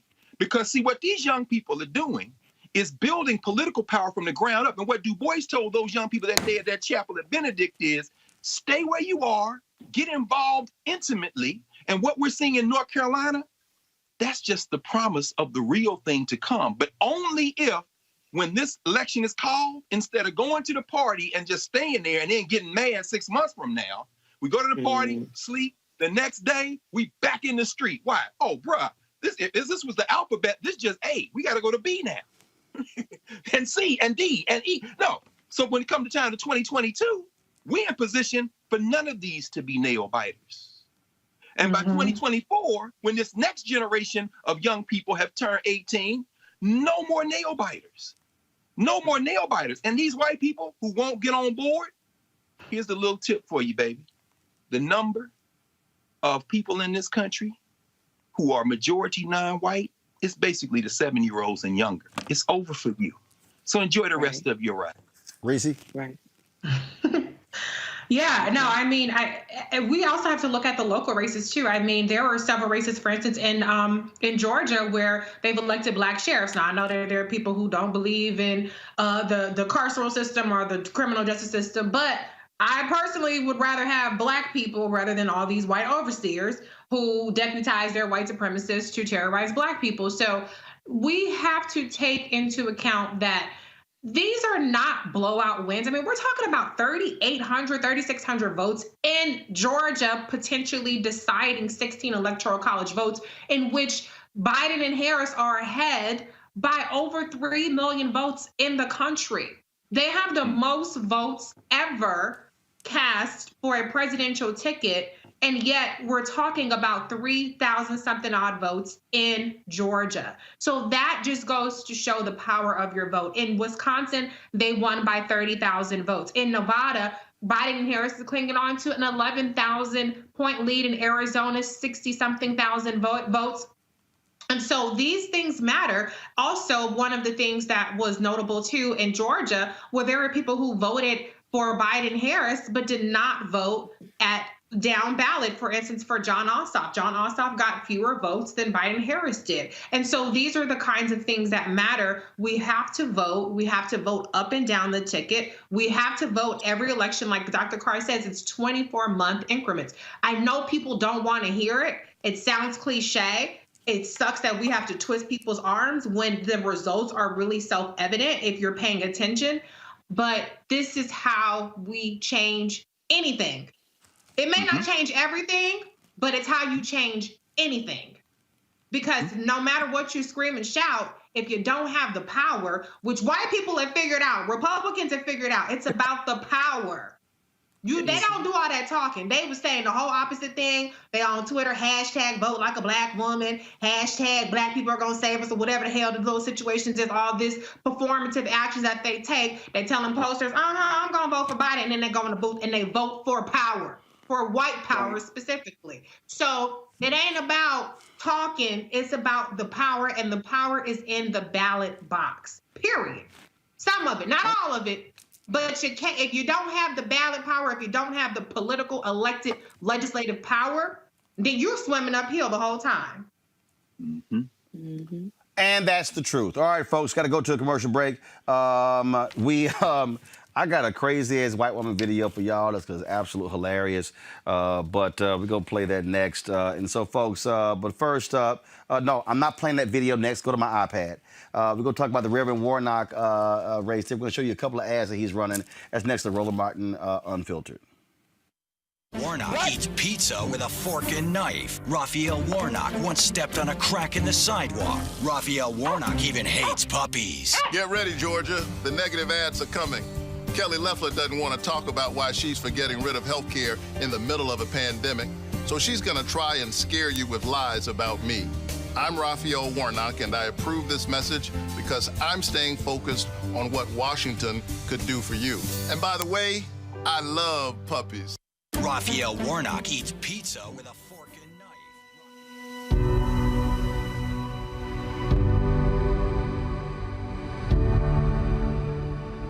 We must vote for the people we now call essential workers, but we don't pay them an essential wage. We don't provide for them essential benefits. We must vote for our seniors who have to choose between buying food and buying prescription drugs. We must vote for all of our children because none of our children are safe until all of our children are safe. We must vote because your vote is your voice and your voice is your human dignity. We must vote because a vote is a kind of prayer about the kind of world that you want to live in, and prayer is stronger when we pray together. So vote together and pray together and stay together and struggle together and work together, and together we win. God bless you, Georgia. God bless America. Realizing what I know. I'm being able to speak about something that I used to didn't do, that I can say, yeah, that was me, but it's okay now because I know better now, and you can too. I'm able to say that so they can relate to what I'm saying, so I can capture their attention and be able to knock on their door and say, hey, you with me? And now they feel more apt to pay attention and more apt to be able to go out there and say, oh, well, just maybe, because she said. And I'm a fan of hers, so the connection is, well, okay, what do I have to lose? Because sitting at home is what you're losing out on. And a lot of them don't even know how important the vote is. It's like, well, you know what, if I don't, ain't nobody gonna miss my vote. Until you have a 50-50 share and it's 49 and 51 and you're like, oh, then you gotta feel like an ASS and go, see.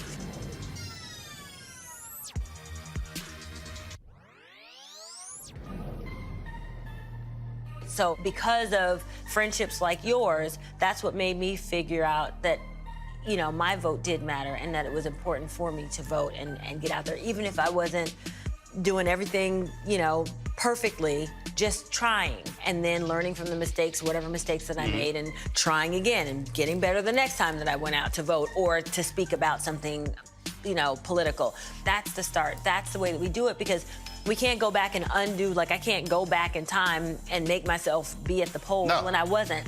So that's where the civic piece comes in. But I can start now, and that's what, I started when I started, and now I'm a part of more, political drives to get other people to vote. I'm not the world's smartest when it comes to politics. I'm the first to admit that. I'm not even the second or third. But I'm trying, and I think that's really the message here, Get out and vote because it does matter. Your vote absolutely matters.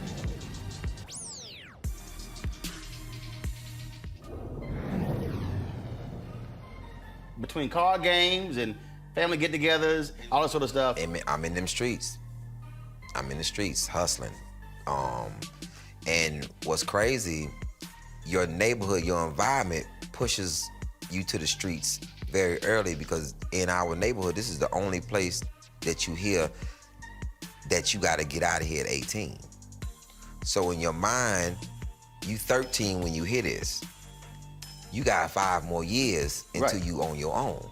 So is school important or hustling to get some bread? Because at 18, I gotta get out this lady house.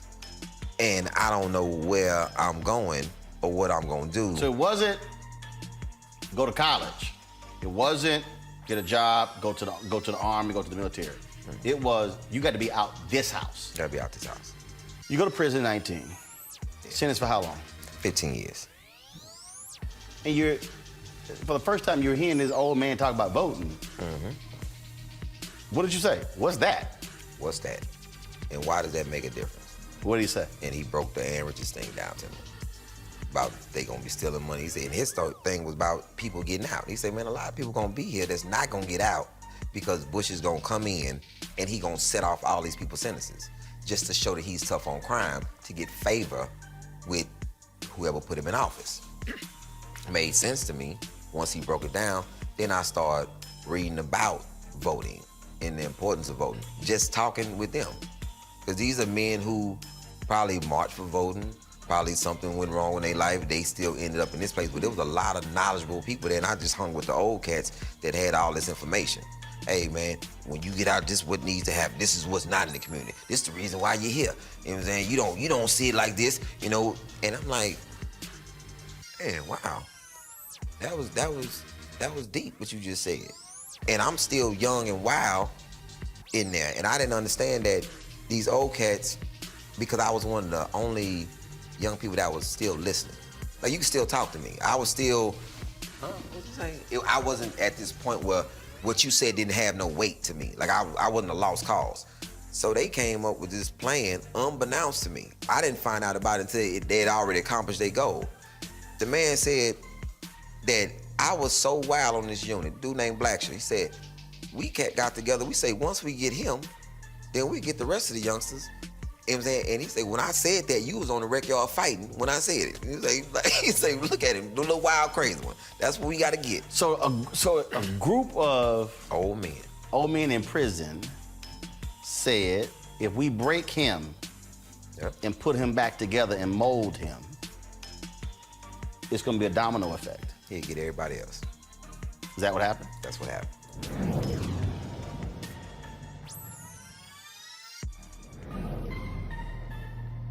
Trump can show up and say anything, and they can just go, oh, yeah. And the African-American community was great to us. They didn't vote. You know, he just called you stupid. Did you hear that? But he's for us. Really? And they were just regurgitating the things that they had heard on a radio or in the barbershop or something that somebody had told them. They hadn't thought about it. Democracy is in danger because people don't know how to think. I'm done with trying to convince people to try to vote for their, for their life. You have to run for your life. I'm gonna go try to get people who are open to it and lead them. I'm done with hope. Fuck hope, fight.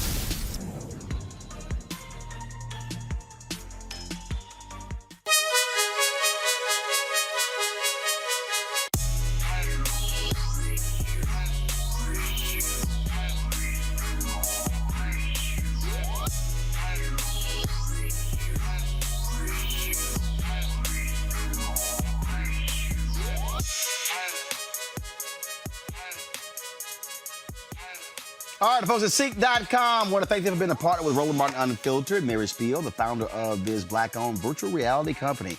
You can watch their content at Seek.com, CEEK.com. This is one of the headsets that you can use. This virtual reality headset. Drop your phone right into here. Look at that content, that VR content on their site. Other 360-degree video puts you right there up close. And so you just pop it on like this, and then you're able literally to just sit here and put yourself in the room and see everything that's around you 360 degrees.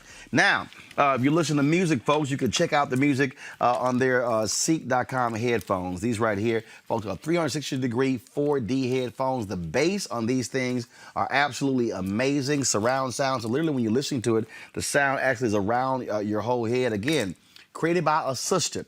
If you want to get the headset for the music or the VR headset, simply use this promo code RMVIP2020.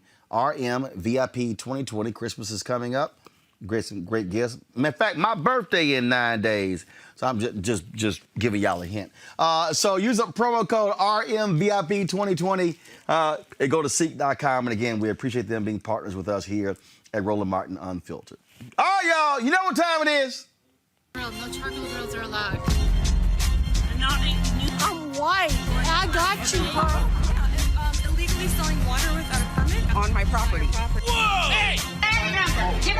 You don't live here. I'm uncomfortable. All right, we do not condone violence, any violence whatsoever. But the moment somebody touch you, the law says that's self-defense. This woman in this video, the white woman, is a Mississippi elections commissioner. I think she gonna think twice the next time she try to touch a black woman. Roll it. Because ever since I've been standing here, y'all been I know y'all. I just woke up. I just said something to you. Go get in your truck before you get smacked. Now go now. I'm asking you to get out of my face. I'm asking you to quit pointing. Get your hand. Get out of my face, lady. All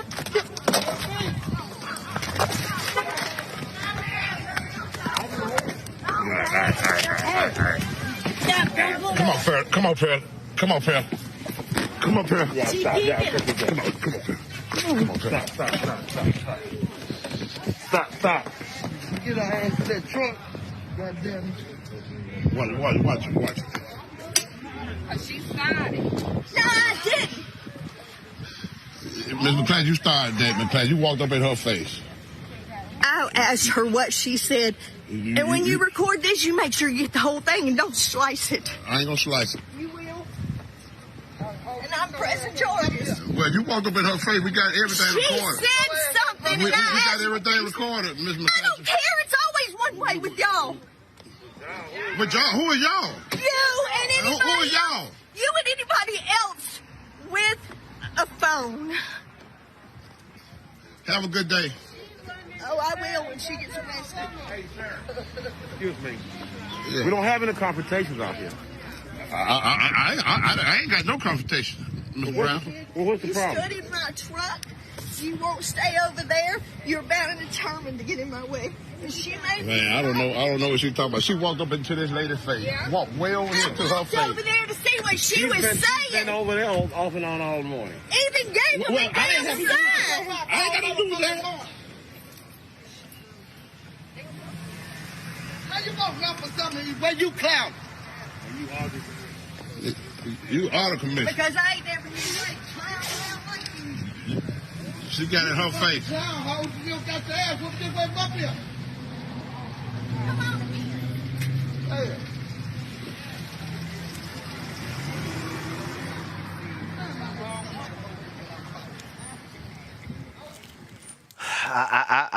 Eric, I keep trying to tell these folk. Y'all.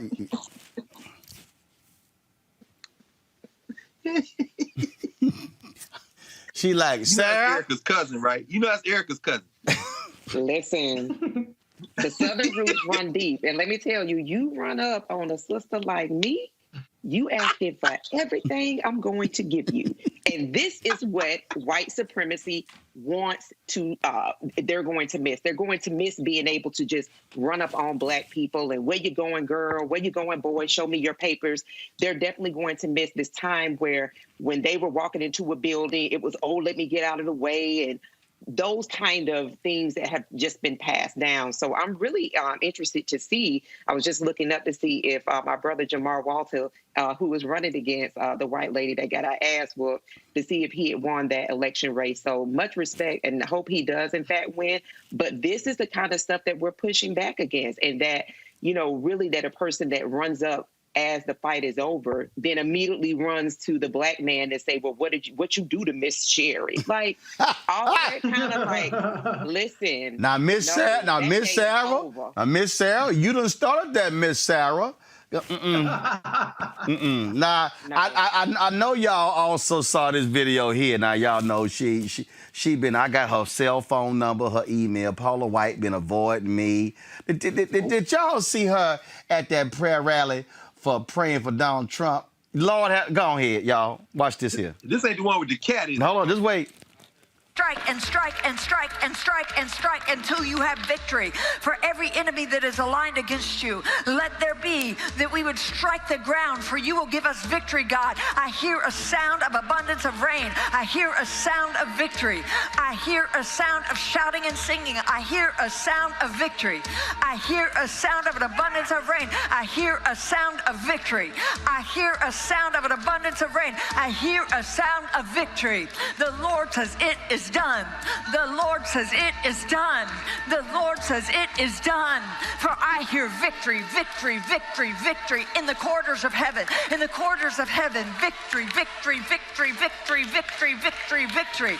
For angels are being released right now. Angels are being dispatched right now. Hamanda aka ata rakate da baka sanda ata ambo osa kata rite eke banda ata rikiti diashata. For angels have even been dispatched from Africa right now.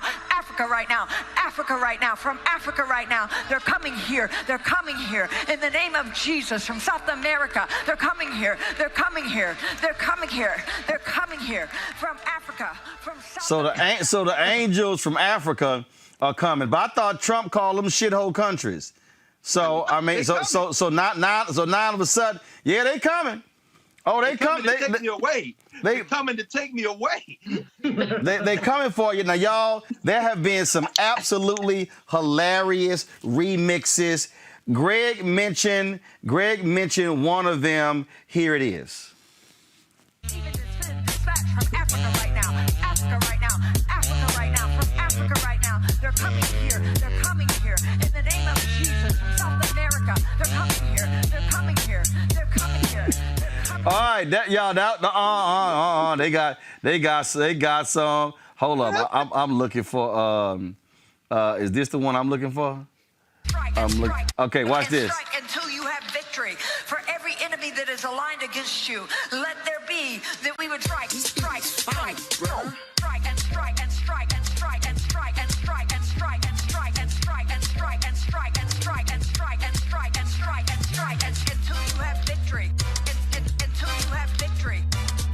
For every enemy that is aligned against you, let there be that we would strike and strike and strike and strike. I hear a sound. Oh, hold up. It's another one I saw that I just thought was just, oh my God. Is this the one here? Is this one? How about this one here? For every enemy that is aligned against you, let there be that we would strike the ground, for you will give us victory, God. I hear a sound of abundance of rain. I hear a sound of victory. I hear a sound of shouting and singing. I hear a sound of victory. Y'all, I'm telling you. You got it, Roland. I just sent you one. This one is lit though. It's doing a lot of heavy lifting to get a white woman who's on the 1 and the 3, on the 2 and the 4. All right, hold on. Let me. This one is good. Right. This one is good. Okay, let me check. Okay, all right, because you sent to me. Okay, I got to send it to via email because I'm on the iPad. You send the text on my phone. Hold on, I'm gonna get it. Hold on, y'all. My God, these videos are funny. Let's see. She actually reminded me of, remember when Jeremiah Wright kind of got his little digs in on Obama after Obama did his big race speech. Yeah. And he talked about how white people clap on the one. Oh no, that was actually he gave that speech at the Detroit NAACP Freedom Fund dinner. I was sitting on the dais. I was literally 4 seats down from him. That was a trip. That was a trip there, y'all. So this is the one that Reese just sent me. Go. Strike and strike and strike and strike and strike and strike and strike until you have victory. For every enemy that is aligned against you, let there be that we would strike the ground, for you will give us victory, God. I hear a sound of abundance of rain. I hear a sound of victory. I hear a sound of shouting and singing. I hear a sound of victory. I hear a sound of an abundance of rain. I hear a sound of victory. I hear a sound of an abundance of rain. I hear a sound of victory. The Lord says it is done. Done. It is done. The Lord says it is done. The Lord says it is done. The Lord says it is done. The Lord says it is done. The Lord says it is done. The Lord says it is done. The Lord says it is done. The Lord says it is victory, victory, victory, victory, victory, victory, victory. I hear the sound of victory. I hear the sound of victory. Victory, victory, victory, victory, victory, victory, victory. I hear the sound of victory. I hear the sound of victory. It is done. It is done. It is done. It is done. It is done. It is done. The Lord says it is done. The Lord says it is done. The Lord says it is done. The Lord says it is done. The Lord says it is done. For I hear victory, victory, victory, victory in the corridors of heaven. In the corridors of heaven, victory, victory, victory, victory, victory, victory, victory. I got my dance already. They're gonna accuse y'all of all being buck dancing sellouts. But here's the thing: we should take a minute to celebrate the fact that we still here. We cannot be killed, and we are going to win, and that includes everybody. So let's dance. Let's dance for a minute. Hey. We're gonna ball up our fist in a minute after this, but let's dance. That was funny. Hey, I'm just like, hey, you know what, y'all? Go ahead, Reese. Listen, it is done, and y'all can stay mad about it. But let me tell you something. I honestly, I don't know how much of a disincentive violence is for white people, but it can at least stop them in their tracks. So good on Miss Pearl, because Miss Pearl said, "Go on somewhere, go on now." People think that older, you know, I've heard, "Oh, we are not like our ancestors. You'll catch these hands." Our ancestors have the hands. Our elders have the hands. Okay, Miss Pearl can give you a beat down, so don't sleep on Miss Pearl. And Sherry, and I love how she said, "You acting like a clown out here. You know, they'll read you down, beat your ass, then read you down, humiliate you." And she already had a little thing right here. But it was a fair fight. Don't step to Miss Pearl after she done told you to back the hell off, and you ain't got to worry about your eye. Get that eye together. I mean, a woman told you, look, don't come over here. Don't come over here with that. And I'm gonna tell you right now, I don't know what black church Paula White gonna be able to walk into when they fly his ass and drop him off at Mar-a-Lago. And I'm sorry, after this crap, and you let her in your pulpit, Erica, go ahead. Listen, you know, I'm glad that you teed that up that way, Roland, because, you know, folks and I'm glad we're having a moment of laughing, but the folks that have really consolidated in with this son of a Klansman, they've told people who they are. And what's really sad about it is that Paula White does have a share of black women and men that attend her services. But here's the thing. You know, Paula White and the son of a Klansman and all the rest of them are lying with no teeth. And where she is even more responsible is because as a person who says she was called of God, listen, that blood that's on that chick's hand is not coming off. So I've said this when I'm referencing 2 Kings, the 6th chapter, 15th through 17th verse, that is more of us than it is of them. There's an invisible army that we can't see unless we ask for our eyes to be open and move in that straight. But that to the Marco Rubios, the Paula Whites, and all of these different people that have used faith as a way to gain what is temporal power, and really and really hurt people, black and brown and otherwise, is that there is a part that says, "Depart from me, I never knew you." And listen, for this little time that we have on earth, that is not something I would want to hear repeated back to me by what my faith says. And so I think people just remember that these are mere mortals. This is a time in humanity. She is a lion with no teeth. And just like the folks that she signed up with, she has no power. Okay. Greg, I got one more. That's right. I got one more, Greg. I got one more.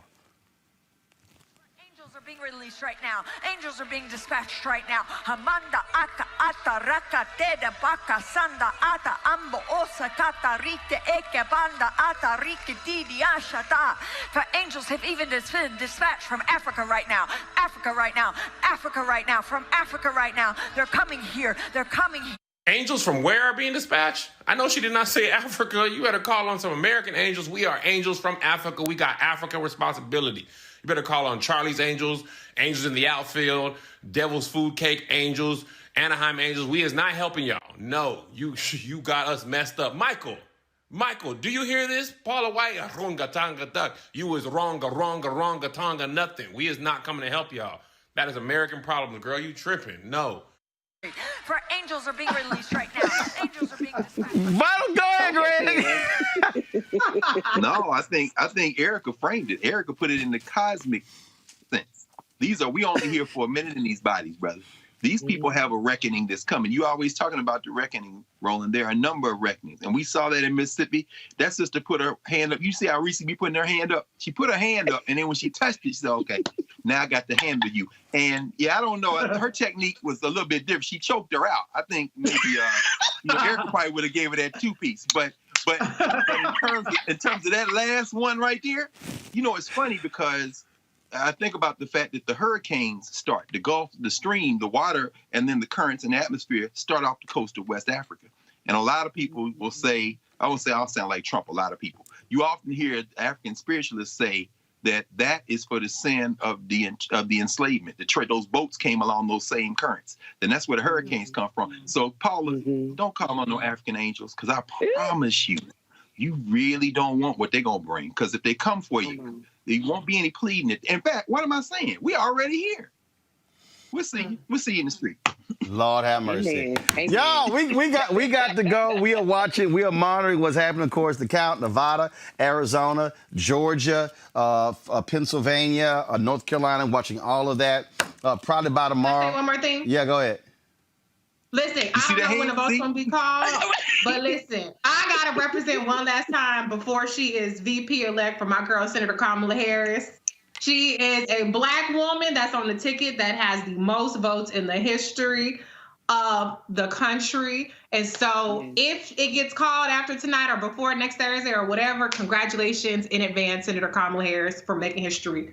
We proud of you, girl. Amen. Yeah. All right, then. All right, y'all. We got to bounce. Look, hopefully by tomorrow, we do the show tomorrow, we will have Joe Biden will be at 270. And then we can sit here and tap dance like Gregory Hines in the Cotton Club on the political graveyard of Donald Trump. Don't forget that y'all will support Roland Martin Unfiltered. Go to Cash App, $RM Unfiltered, PayPal.me/R Martin Unfiltered, Venmo.com/RM Unfiltered. New Vision Media, Inc., 1625 K Street Northwest, Suite 400, Washington, D.C., 2006. And shout out to, this is not me. I ain't saying it, ain't trying to get in trouble with everybody else, but our viewers have spoken. They say the flat-out baddest panel all week is the one on Thursday. Thursday, we have actually the largest viewership. In fact, yesterday, I think the day after the election yesterday, we hit our all-time record. We exceeded 11,000, but today we actually have more than 10,000 watching right now as well, just on YouTube alone. So they always tell me they look forward to Thursdays for Reese, Greg, and Erica. And so we appreciate all three of you being on the show. Thanks a bunch. Thank you, Ro. Yeah. Folks, we got to go. I'll see y'all tomorrow. Holla!